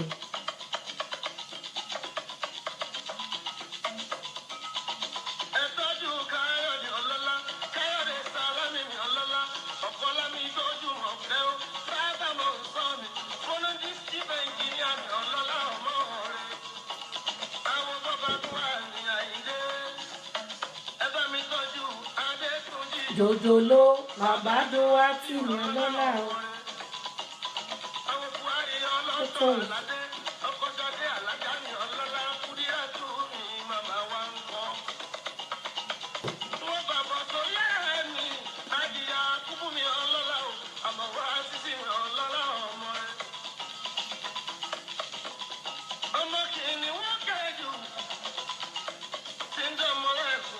Àríṣe kọ́ńdú.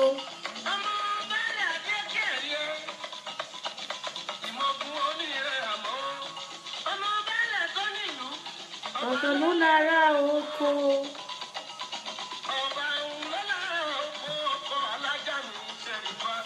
Uncle Gbajabiamila, I did not find that record, the tribute to Teslim Balogun, but I will find it and play it another time. Please bear with us.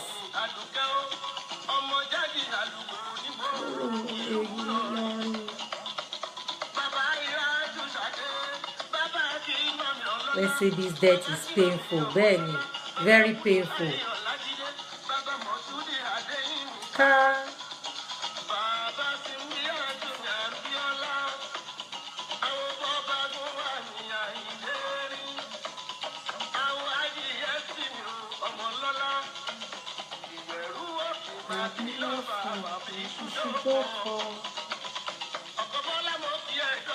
Ọkọ sílífà mo gbà fún gbèkúdá sí mègídá gbèdé mègídá sí mègídá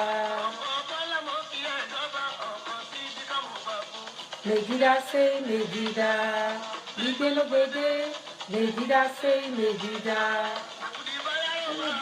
mèkúdí sí mèkúdí ó tún gbèdé mèkúdí sí mèkúdí.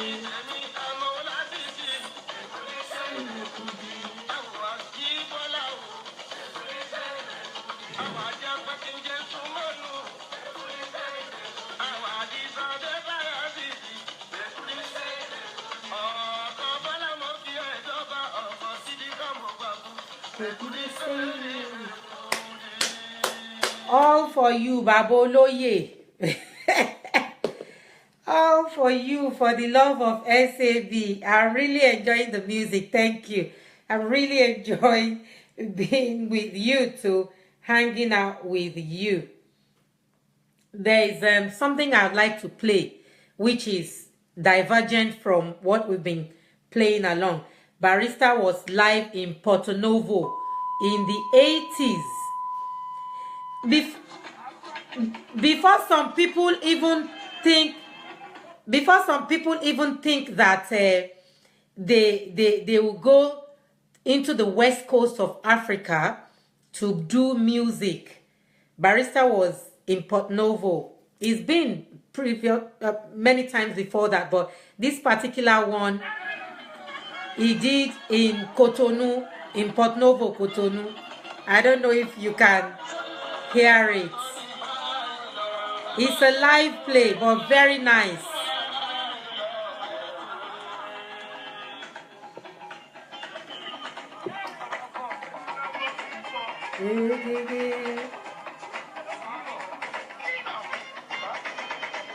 Yes.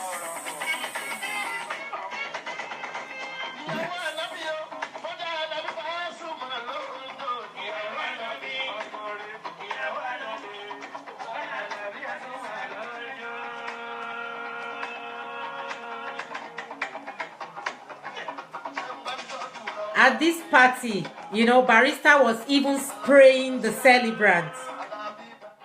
And that is Barrister for you.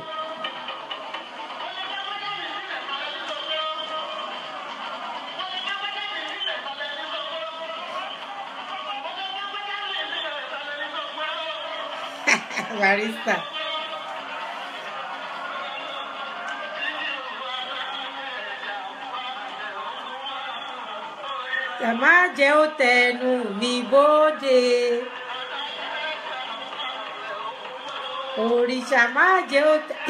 He was full of spectacle.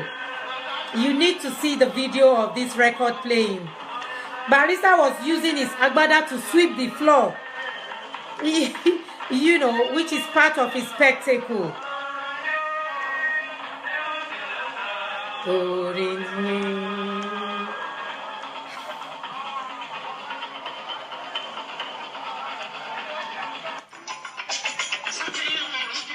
Oh, MFR. MFR. MFR.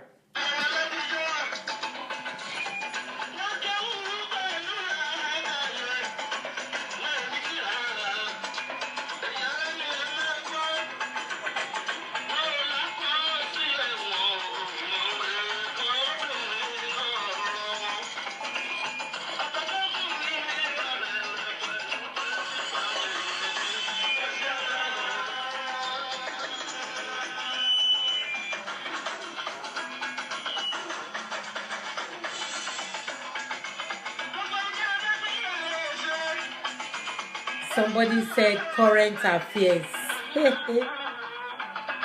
Current affairs.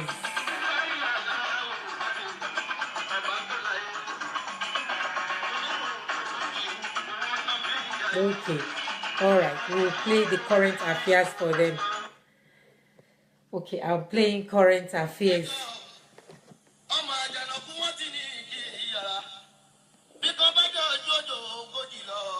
Bíkan bá jọ́jú ojú ogójì lọ. Bíkan bá jọ́jú ojú ogójì lọ. Bíkan bá jọ́jú ojú ogójì lọ. Ojú ogójì lọ. Bíkan bá jọ́jú ojú ogójì lọ.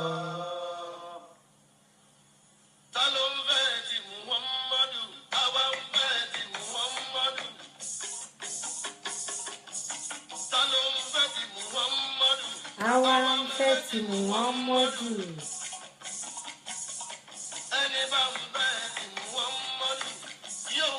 Òjíṣẹ́ ńlá.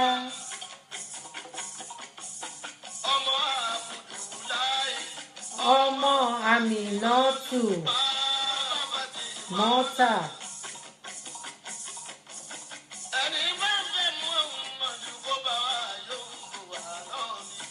Sálálàwà lẹ́yìn tálàwà sàlámù. Àwa ń fẹ́ ti Muhammadu ayọ̀bọ ànábì.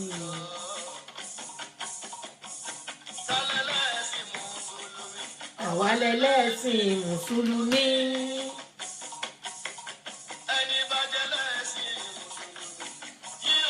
Mùsùlùmí. You see, Barrister tún kọ́ wa bá ṣe máa hùwà. Yẹn ṣe ní kò pé méjì. He's talking. Barrister is going on to talk about the 5 pillars of Islam: Iman, Salat, Zakat, Zaum, then Hajj. Iman, having faith that there is only one God. Salat, saying your 5 daily prayers. Zakat, giving alms to the poor and needy. Zaum, fasting in the month of Ramadan. And Hajj, going to Hajj, performing Hajj as a pilgrimage whenever you can afford it in your Muslim life. That's exactly what Barrister is talking about here.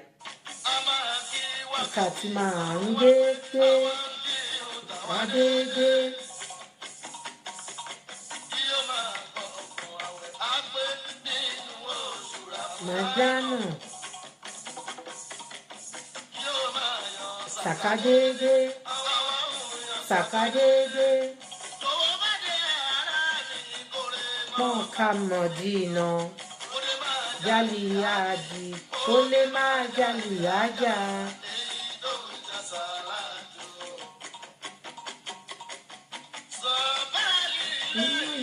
Mo fi samawati wa mo fili arida.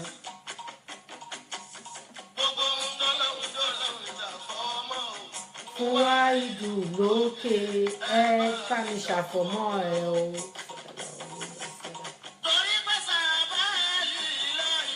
Mo fi samawati wa mo fili arida. Fún wa ìdù lókè ẹ ká mi ṣàfọ̀mọ́ ẹ o. Thank you, Uncle Jeje. Òjíṣẹ́ Ọlọ́run.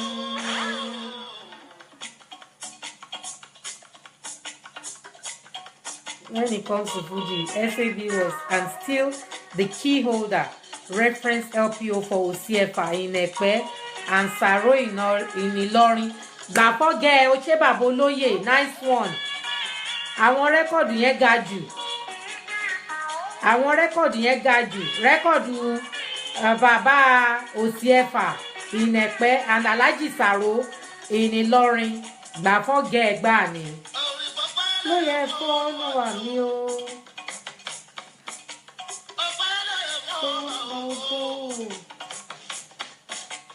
Ọpẹ́ ló yẹ fún Olúwa mi o. Ọpẹ́ ló yẹ fún ọba ògo.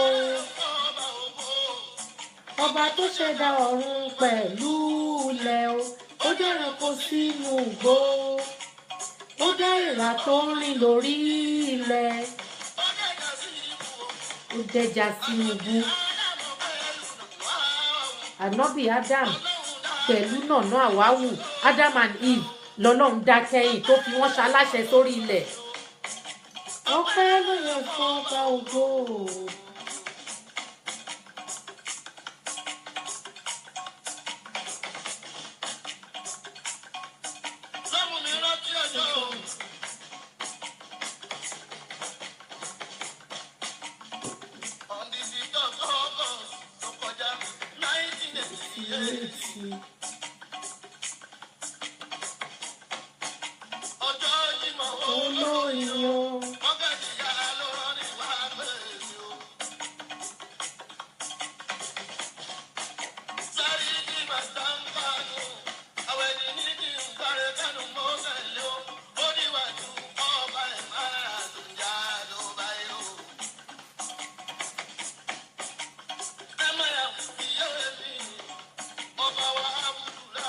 Adobayero.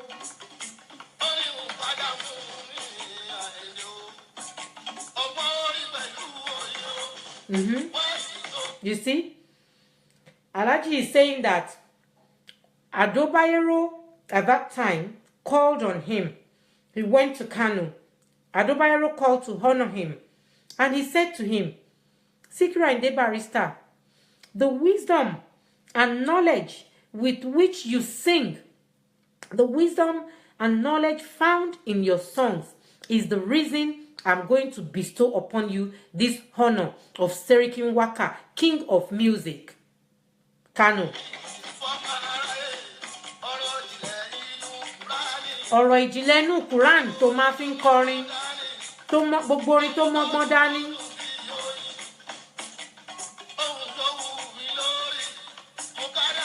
Mo fún ẹ lóye o.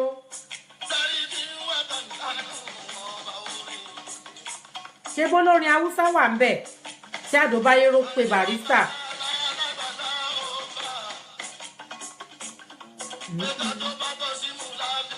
Ìka tó bá tọ́ símú la fi ń romú Yorùbá o.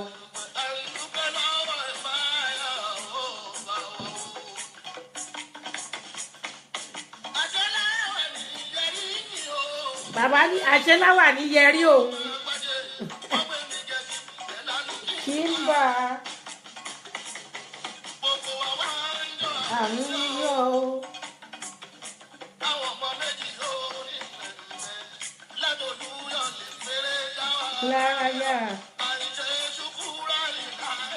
Reference of you. Just share. Thank you for sharing. Let's share. Let's share. If anyone miss it, please tell them to watch it on YouTube. It's on YouTube.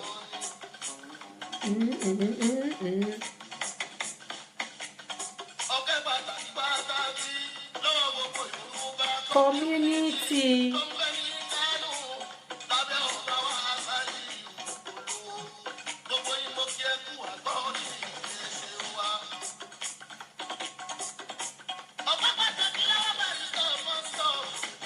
You see, Barrister always acknowledge his fans. Always.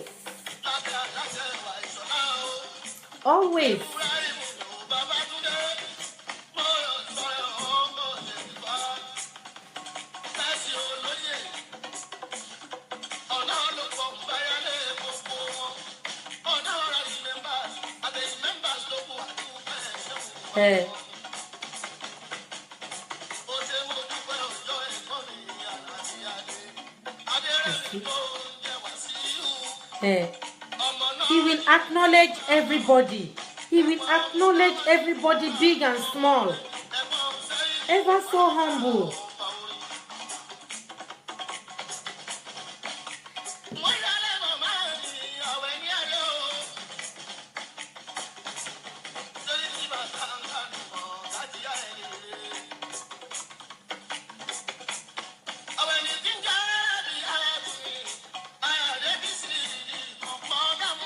Not with Igbati. Ṣe ẹ kú àìgbàgbé. Alájà Fúnmi Smith, ẹ kú àìgbàgbé. No, akúkú náà tó máa já wa ń rán lórí thread. Kò ń ṣe leader, Barrister ò ń ṣe leader tó máa fún àwọn ọmọ lẹ́yìn ẹ̀ nígbàtí. He will honor everybody. I had somebody on this thread earlier today. Bóyá wọ́n ti lọ sùn. Ọ̀túnba. He is a leader of one of the SAB fans club. If you can imagine the amount of money he is spending as the leader of that particular group, Sikiru Ayinde Barrister fans club, you can only but pray for him.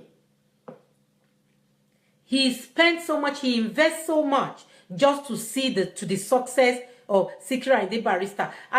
Except for unwanted fame, I am yet to see any of Kwamwon's followers or fans that will do the same like we do in Sikiru Ayinde Barrister fans club. How many times has he sang in honor of his followers, of his supporters? But like I was saying to somebody, all these things that Wasiu did, that Kwamwon did, is like a turnaround for the music industry, and especially a turnaround for the music of Chief Are Dr. Sikiru Ayinde Barrister, because sometimes we need someone to do some evil to bring out the goodness in us. And I want to see it as that. I want to see it as ìbàjẹ́ tẹ́nìkan ṣe tó wá mú àyípadà rere wá bá, àyípadà tó tún bẹ́tà ju rere tó ti wà ńlẹ̀ lọ fún Dr. Sikiru Ayinde Barrister. He's even made him more popular, even among the younger generation that would not have heard his music ordinarily. He has reawakened what Kwamwon said that was in rudeness and in disrespect, in dishonor to Dr. Sikiru Ayinde, about Dr. Sikiru Ayinde Barrister, has now brought even more honor, brought even more awareness, brought even more, awakened even more propagation for the legacy of Dr. Sikiru Ayinde Barrister.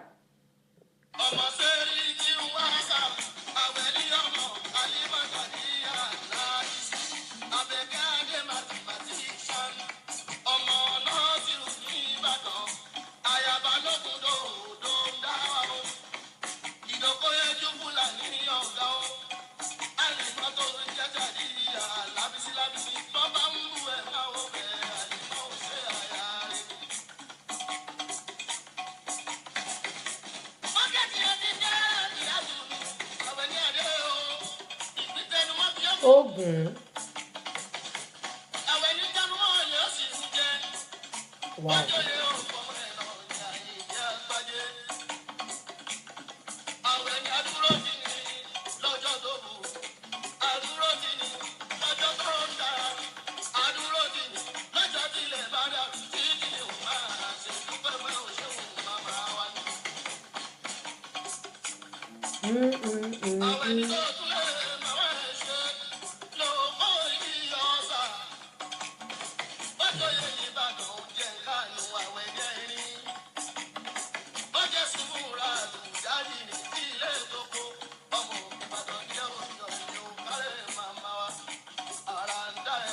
Bí ò bá jọjú, àràǹdà ẹkùn bí ò bá jọjú.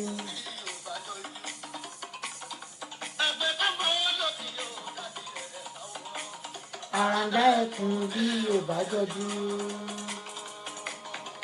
Ẹ kú àìsùn ooo. A kú gbádùn, a kú Barrybration, a kú gbádùn Barrister yìí. Ó dáa ká máa lára wa lóye, ká máa ṣíra wa létí bẹ́ẹ̀ from time to time pẹ̀lú orin Alhaji. Àwọn ẹni adé. Kánú mo tẹ̀lé oníkárè, kánú mo tẹ̀lé.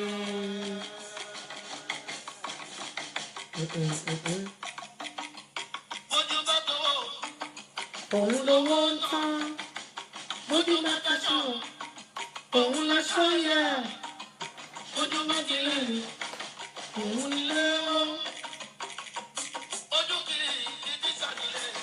Ojú òun ti tíṣà lè rí bẹ́ẹ̀ ni, ojú òun ti sójà lójú ogun, ṣíṣe náà lọ sẹ́nu iṣẹ́, gàjíyà ó. Bàbá mi.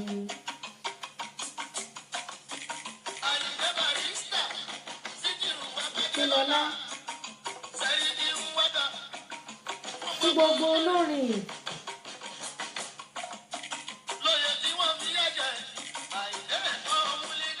Ẹ jọ̀ọ́ mo hope pé rọra ń jó torí èmi ti jójójó.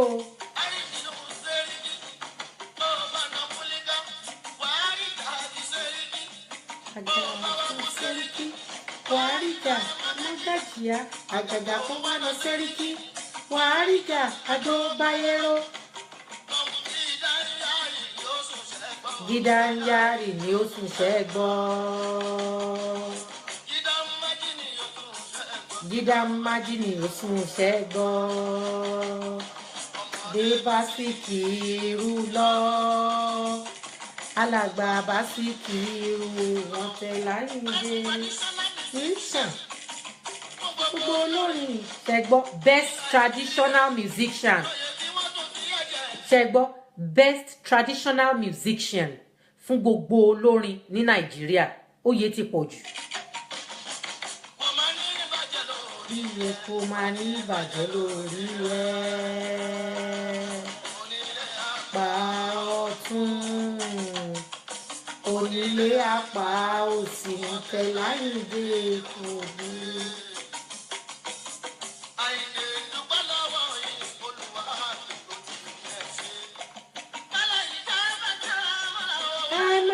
Adóbayérò.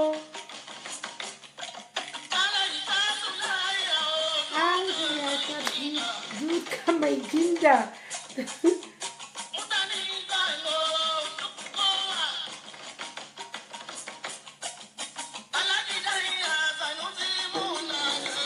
Not with ìgbà tí olóyè.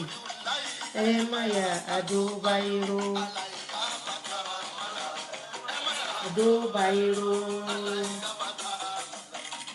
Maya Adóbayérò.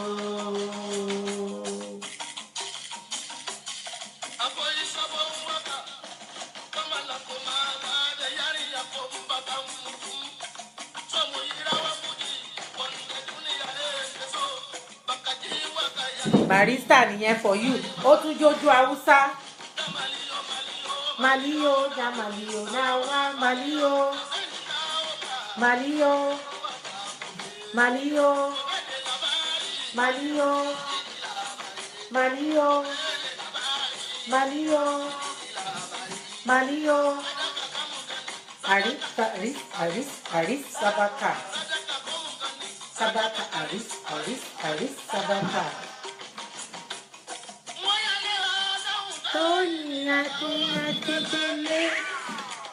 Nah,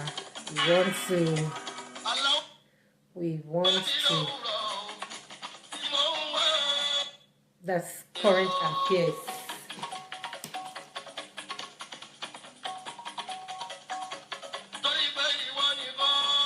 Lemi Yomo, that's for the current affairs. Sinishe Méjì kan àfiwọ́. Pẹ̀lú bísímíláì ara mọ́ ni àárọ̀ ìmí ọba jẹ́ ń darí bọ̀ wálé pẹ̀láàlìyàmú dùlí láyé o.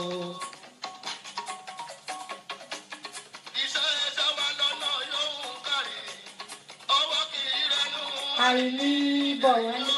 That is Alhaji Agba praying for us as we go out on our daily bread.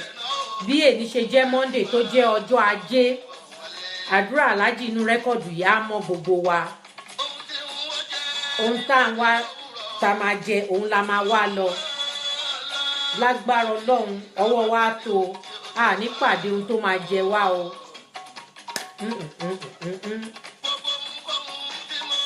Fún àwọn tí ò bá mọ̀ current affairs nìyẹn. Other side ẹ̀ ní ibi tálàjì ti joyè ní Kánò tá play lẹ́ẹ̀kan, but this is current affairs just in case you don't know. Gbẹ́dùmarè jọ̀wọ́ dá mi lóhùn kíá láúlá wàlákúwátà ìlà bìlà ilẹ̀ alílẹ̀ azim kò sọ́gbọ́n kan kò sóògùn kan kò ságbára kò sáyè ìfọ̀rọ̀ yìí o torí kọjá aláòrà bí o. Tá a pé yáyá sí ká má gbàgbé yáyá sẹ̀sílẹ̀ ṣeun tó fẹ́ ṣe lásìkò ni o. Enjoy it. It's going to be our last record tonight. We have learned so many from Alhaji, so many things from Alhaji Dr. Sikiru Ayinde Barrister. Until we will meet again next Sunday. Tó bá yá sọ́dọ̀ ẹ kó sáré gbámú o kó yá mú lò kíá. Kò dúró dè ẹnìkan kan. Àsìkò tiwa ò ní ìtura o. Ẹ̀bẹ̀ là ń bẹ̀ làwúrà o. Ẹ̀bẹ̀ là ń bẹ̀ wá ìbò. Ìgbèrè. Bẹ́ẹ̀ ni kò tó. Ó tọ́jú èyí là ń wí. Ẹni tí ó nà la. Ẹni tí ó ní tomorrow. Lókè ló yẹn. Next Ọlọ́run ló lè mọ̀ bẹ́ẹ̀ ni. Mo tún fẹ́ kí àdúrà kan tèwé tàgbà ẹ tẹ́wọ́ àdúrà mi. Mo tún fẹ́ ṣàdúrà kan tèwé tàgbà ẹ tẹ́wọ́ àdúrà mi.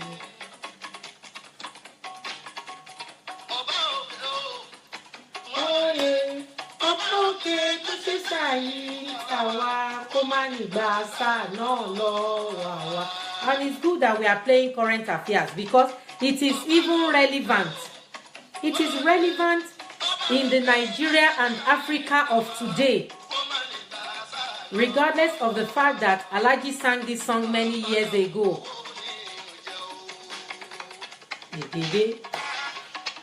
Alhaja Smith, Ijo Yida, Ejo. Arambada owó ni. Arambada owó ni ọ̀jẹ́. Ibo sí owó ni kudi owó ègòlè. Ibo sí owó rẹ̀ kudi owó ègòlè. Arambada owó ni ọ̀jẹ́.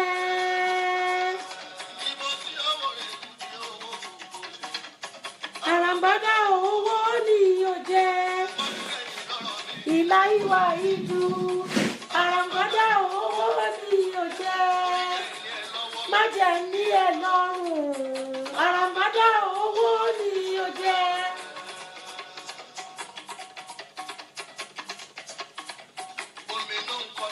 Àyìndé Ọlọ́ládé ọ̀rọ̀ Nàìjíríà yìí gẹ́gẹ́ bó ṣe lọ.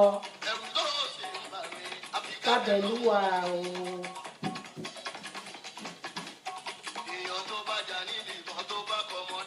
Ọmọ ṣó yóò sì ṣó ṣàti jẹun. Látẹ́wọ́ àdúrà gidi ló yẹ fún wa o.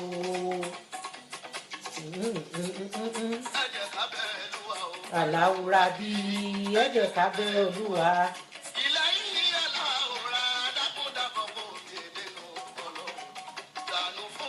Kí a mọ̀ sá o. Bàwà yìí gbà padà ní kí a mọ̀ sá. Ìfẹ̀rẹ̀dógí.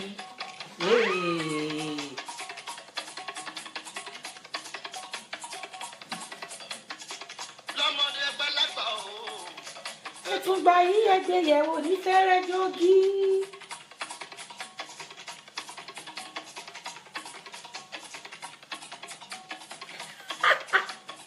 Pẹ̀lú mọ́mí. Ó ga jù màmá o, red wine ni màmá fi ń gbé.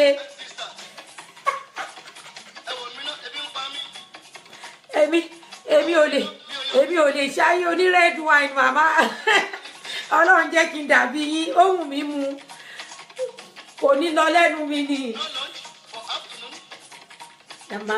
Mama yóò. Doubtful. They gave it, no beans. Just drink garri and water.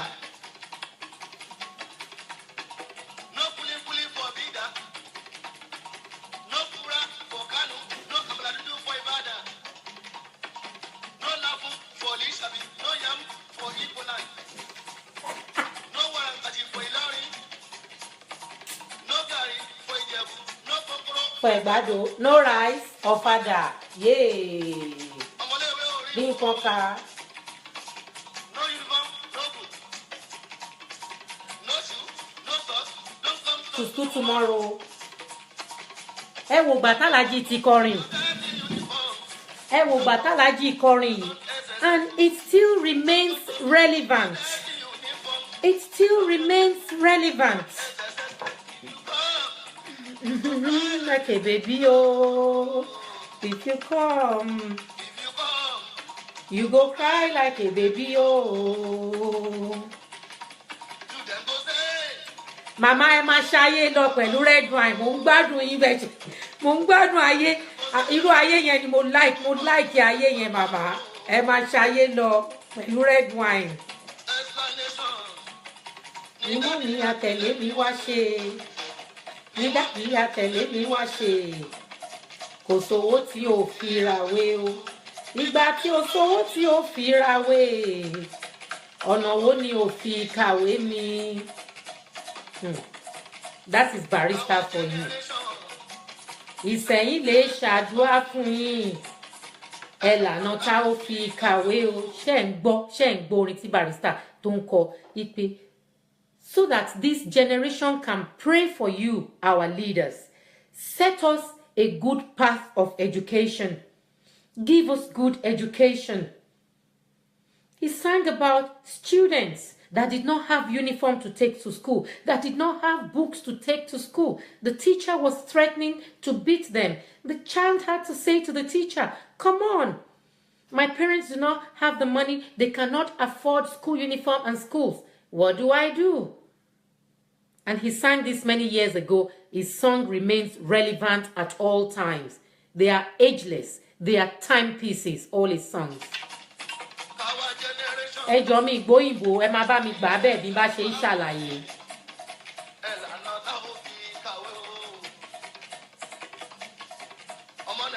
Pátápátá.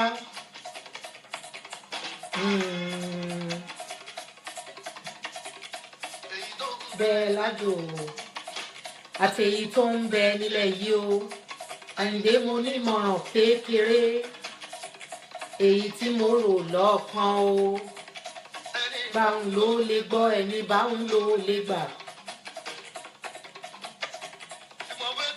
Sọ̀rọ̀ mi sọmọ rí fetí síbí, tóun mú lò níbẹ̀ ká lè dúpẹ́dúpẹ́.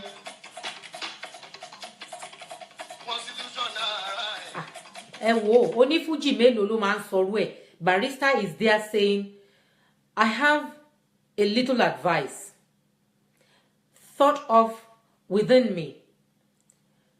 Mo ní mọ̀ràn kékeré èyí tí mo rò lọ́kàn.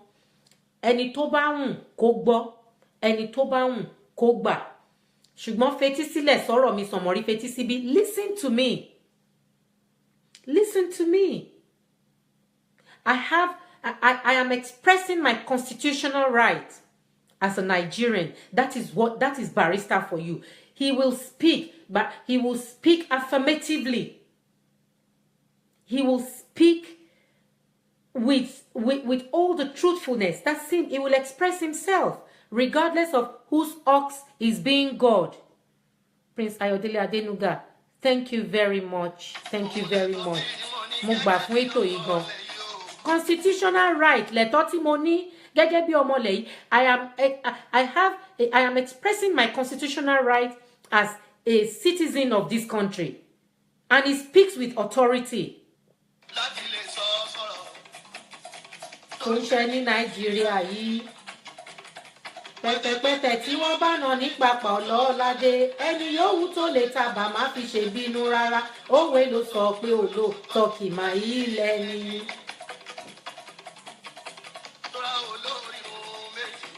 Nílùú méjì tó kọjá Nàìjíríà yìí, tá bá bàjẹ́ ó máa di tiwa, tá bá tún ṣe ó máa jẹ́ tiwa.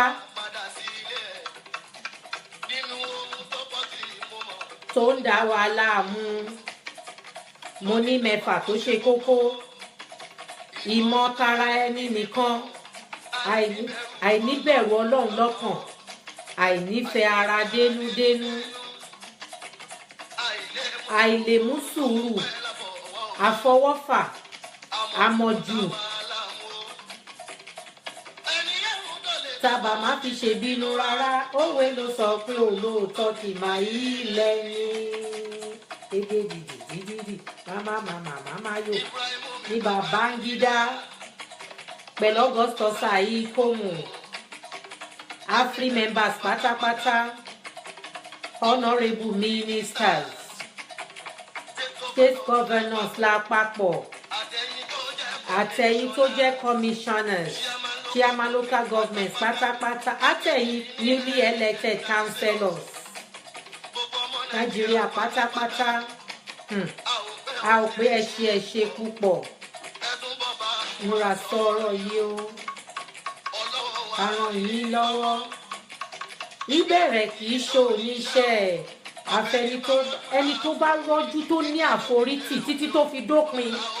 Òun la má gbàlá. Sọ̀rọ̀ yìí. Ọlọ́run a ràn yín lọ́wọ́.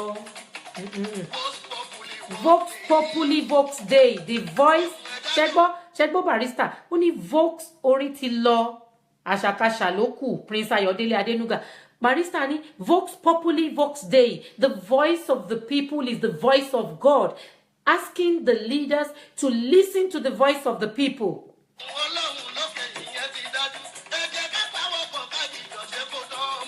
Ká lè ṣe mẹ̀sì bọ̀kú níbẹ̀ ká dúpẹ́. Number 1, àìlèmú sùúrù èyí tí mo wí. Àrìngbẹ̀rẹ̀ ló máa mòye délé. Asúré tètè ò ní joyè. Ìkánjú òṣè lábẹ́ gbígbóná wá tú dànù ni. Wọn bí fádà onítàn. Ìjọkan péré. Ó lè máa ṣe ètò bí ò náwó lọ́wọ́ kò lè túkọ́. Ó lè má rí túkọ́ lọ́dún 6.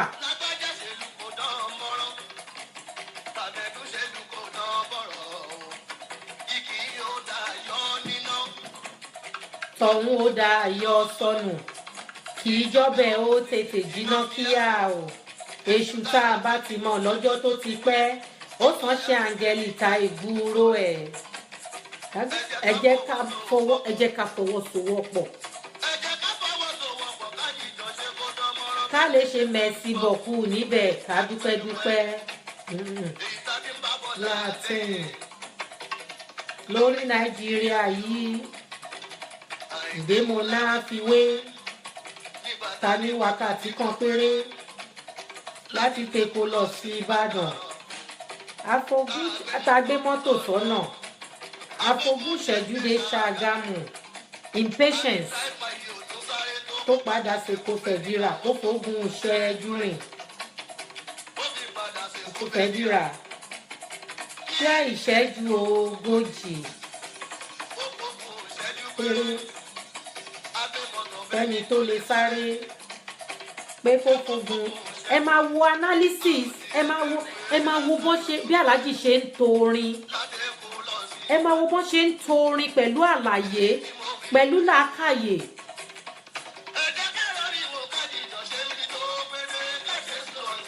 Ká ṣe slow and steady. Alhaji ní ẹ jẹ́ á ṣe slow and steady. Láòláwà la kùátà ìlà bìlà ilẹ̀ àlíúlẹ̀ azim kò sọ́gbọ́n kò ságbára babolóyè kò sí tó kọjá Olúwa mi. Ọ̀pọ̀wọ̀pọ̀ káàjọ ṣe kálẹ̀ mú sùúrù. Ohun gbogbo tí ò tó ló máa tó. Tá bá gbàdúrà kí ìlú lè rojú, kí mùsùlùmí képa nọ́bì, kó nígbàgbọ́ képe Jésù, ó kẹlẹ́sìn kan àbáláyé, tó ní kálukú pé òun tó bá gbójúlé àti ṣẹ̀ ní Nàìjíríà kọ́ba ó forí jì wá o. Sọ́ba lókè ọba àlá. Bẹ́ẹ̀ ni Barrister will not discriminate. Christian, Muslim, olóríṣà, whatever you did, Barrister respected you. Orin ti lọ. Pàǹtí ló kù àwẹ̀lé. Ọlọ́run ẹ̀gbọ́n mi nínà lè hùlá. Orin ti lọ. Kárùn láka nínà lè hùlá. Kàmọ́ rábà náà takabálì mi náà wà lámná. Iná kàáńtà sàmì òdùwáyé. Dùbà wá ṣe kí wáyé dùbà wá ṣe. pọ̀ kájọ ṣe ká pawọ́pọ̀ kájọ ṣe kíjọba náà bá wa ṣe káwa náà bá wọn ṣe látàyè Babangida ẹ wo ọdún náà a lè ṣì wà lẹ́nu ẹ̀ civilians Babangida tó bá wá dọwọ́ civilians òun sì wá nínú dákun dùn wá nínú ẹjẹ àjọ kùlùbọdí o ẹjẹ àjọ kùlùbọdí ẹgbẹ́ ìdìsá.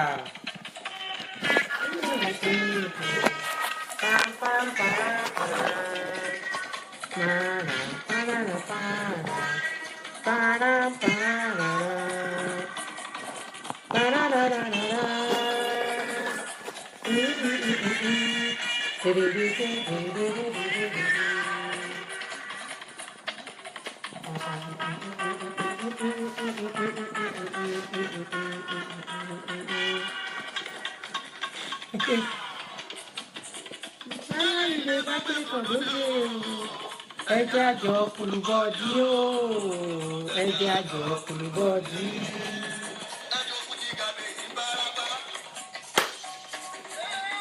Ẹjọ fújì gàdé ní fẹjọ bí. Bó ṣe lọ́wọ́ ẹ̀wọ́ lẹ́.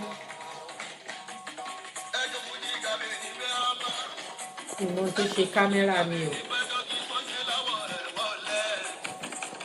Gèrègè. Aláìndé la lóyìn tó kọ̀ lóhùn abínú wáyé.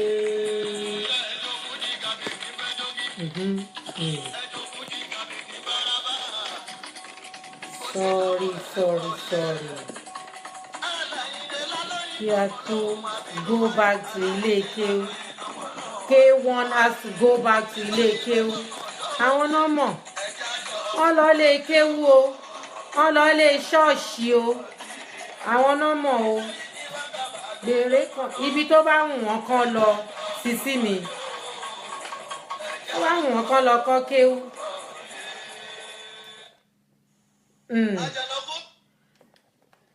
Yes, my good people. Àwọn ẹ̀gbọ́n mi dédé, àwọn ọ̀rẹ́ mi, gbogbo àwọn olólùfẹ́ SAB níbí yìí la máa fi àdàgbà ètò tò sí. Gbogbo bátìrì tí ń kọ lálálálá. Níbí la máa fàdàgbà ètò wa sí ní alẹ́ Sunday tèní. Ṣé rí tó ṣe máa ń jẹ́ pé Sunday la máa ń jáde. It goes on and on and on. We cannot finish talking about Dr. Sikiru Ayinde Barrister Agbajilola Dẹ̀dẹ̀gbò. We cannot finish talking about him. He is an enigma. He is a legend. We will continue to talk about him. We cannot finish. Ẹgbọ́n ní alẹ́ yìí, a ka gbogbo oyè wọn.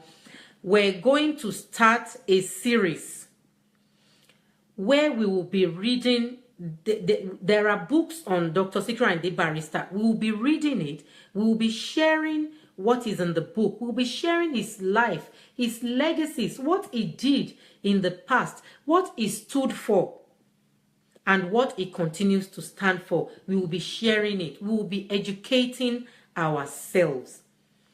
It is not all about dancing. Sikiru Ayinde Barrister did not stand. His music was not only about dancing. His music was educative as much as it was entertaining. So we want to carry on the legacy of education alongside that of entertainment. That was exactly what Sikiru Ayinde Barrister stood for. And like I said, share the video. Go to YouTube. If you are not able to watch it on Facebook, go to YouTube. It's there on my YouTube channel. You can subscribe to it. It comes up to you. You watch it anytime. You can, because sometimes some of our videos are very long. You can watch them in bits and bops whenever you choose to. Support us in propagating the legacy of Dr. Sikiru Ayinde Barrister. All of us that know people in government, let us play this video to them. Let them see the amount of great work that Dr. Sikiru Ayinde Barrister has done. Let them see. Let us remind them, because some of them do know. Let us remind them of Alhaji Dr. Sikiru Ayinde Barrister's contribution to advancement of culture, education, politics, sensitizing people about situation, informing people about how things are going in the country and whatnot. Let us show it to our leaders. Let it get to them. Let them give Dr. Sikiru Ayinde Barrister the honor that is due to him. We're seeking a road to be named after him in not only Lagos State, in Abuja. We want our leaders to see this. We want them to acknowledge the fact that Alhaji Dr. Sikiru Ayinde Barrister deserves much more than that. We hope for a road to be a popular road to be named after him in Lagos State, in Abuja, which is the capital of the Federation, and every other things that is due to him. We seek that his house, Fuji Chambers, be turned into a museum that will be a mecca for all musicians within home and from abroad. If you have any abilities, any capabilities to support us in achieving any and all of this, please signify, support us. Let us do something worthy. Let us do something worthy. It is not only about dancing parties.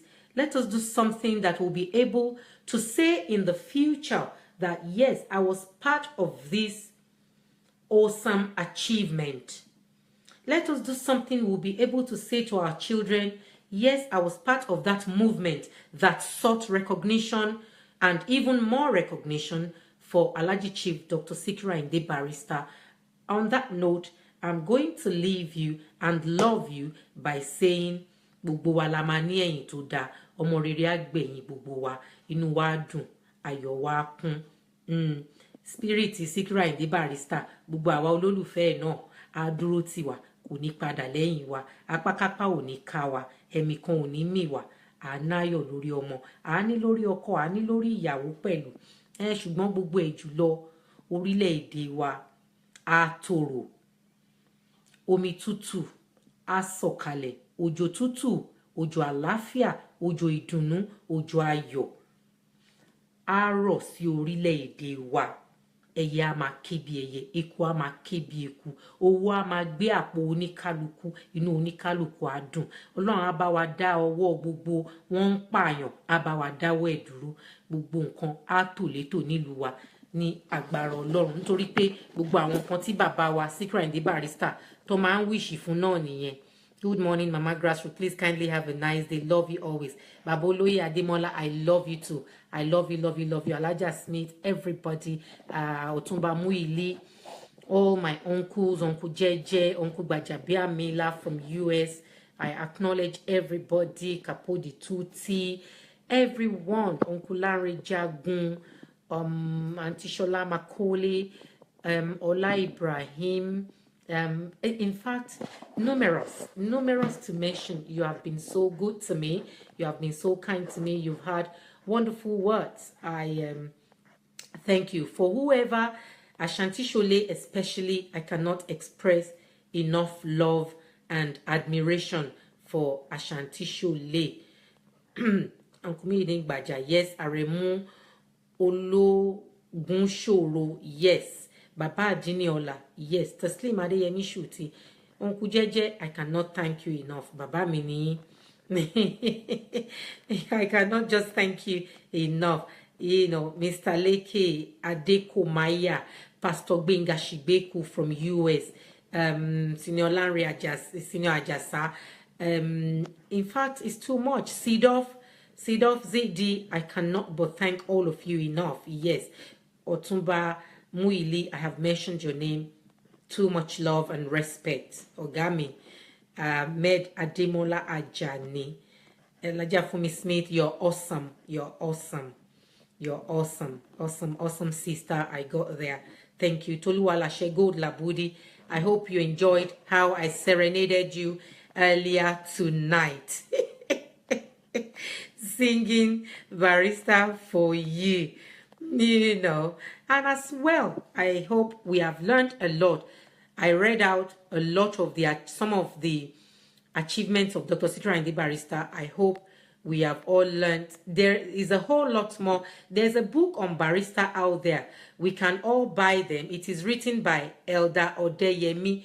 If you need to buy it, you can contact me. We can always get across to, I can link you to Elder Odeyemi, where he will tell you where you can get the book. Prince Gwaminishu Harrison, thank you for checking in, even though you may not understand the language. Femi Oluyinka Bounty, even though you couldn't mention 10 records in about 20 minutes, we still love you. Thank you very much. Ibrahim Hussein, Kenny Brown, Omomidada, thank you. Olori Bola, thank you. And a whole lot of other people. I cannot remember all the names offhand or offhand. Thank you so much. I love you. God bless all of you. We will go into this new week with success, with joy, with the happiness of heart, and the goodness of God will abide with each and every one of us. Thank you so much, and see you once again. All the best. Ẹ ṣé mo dúpẹ́, ẹ kú àdúrótì, ẹ kú ìfẹ́, ẹ dẹ̀ kú ìfẹ́ bàbá wa SAB. Ọlọ́run á nífẹ̀ẹ́ gbogbo yín náà. Much love.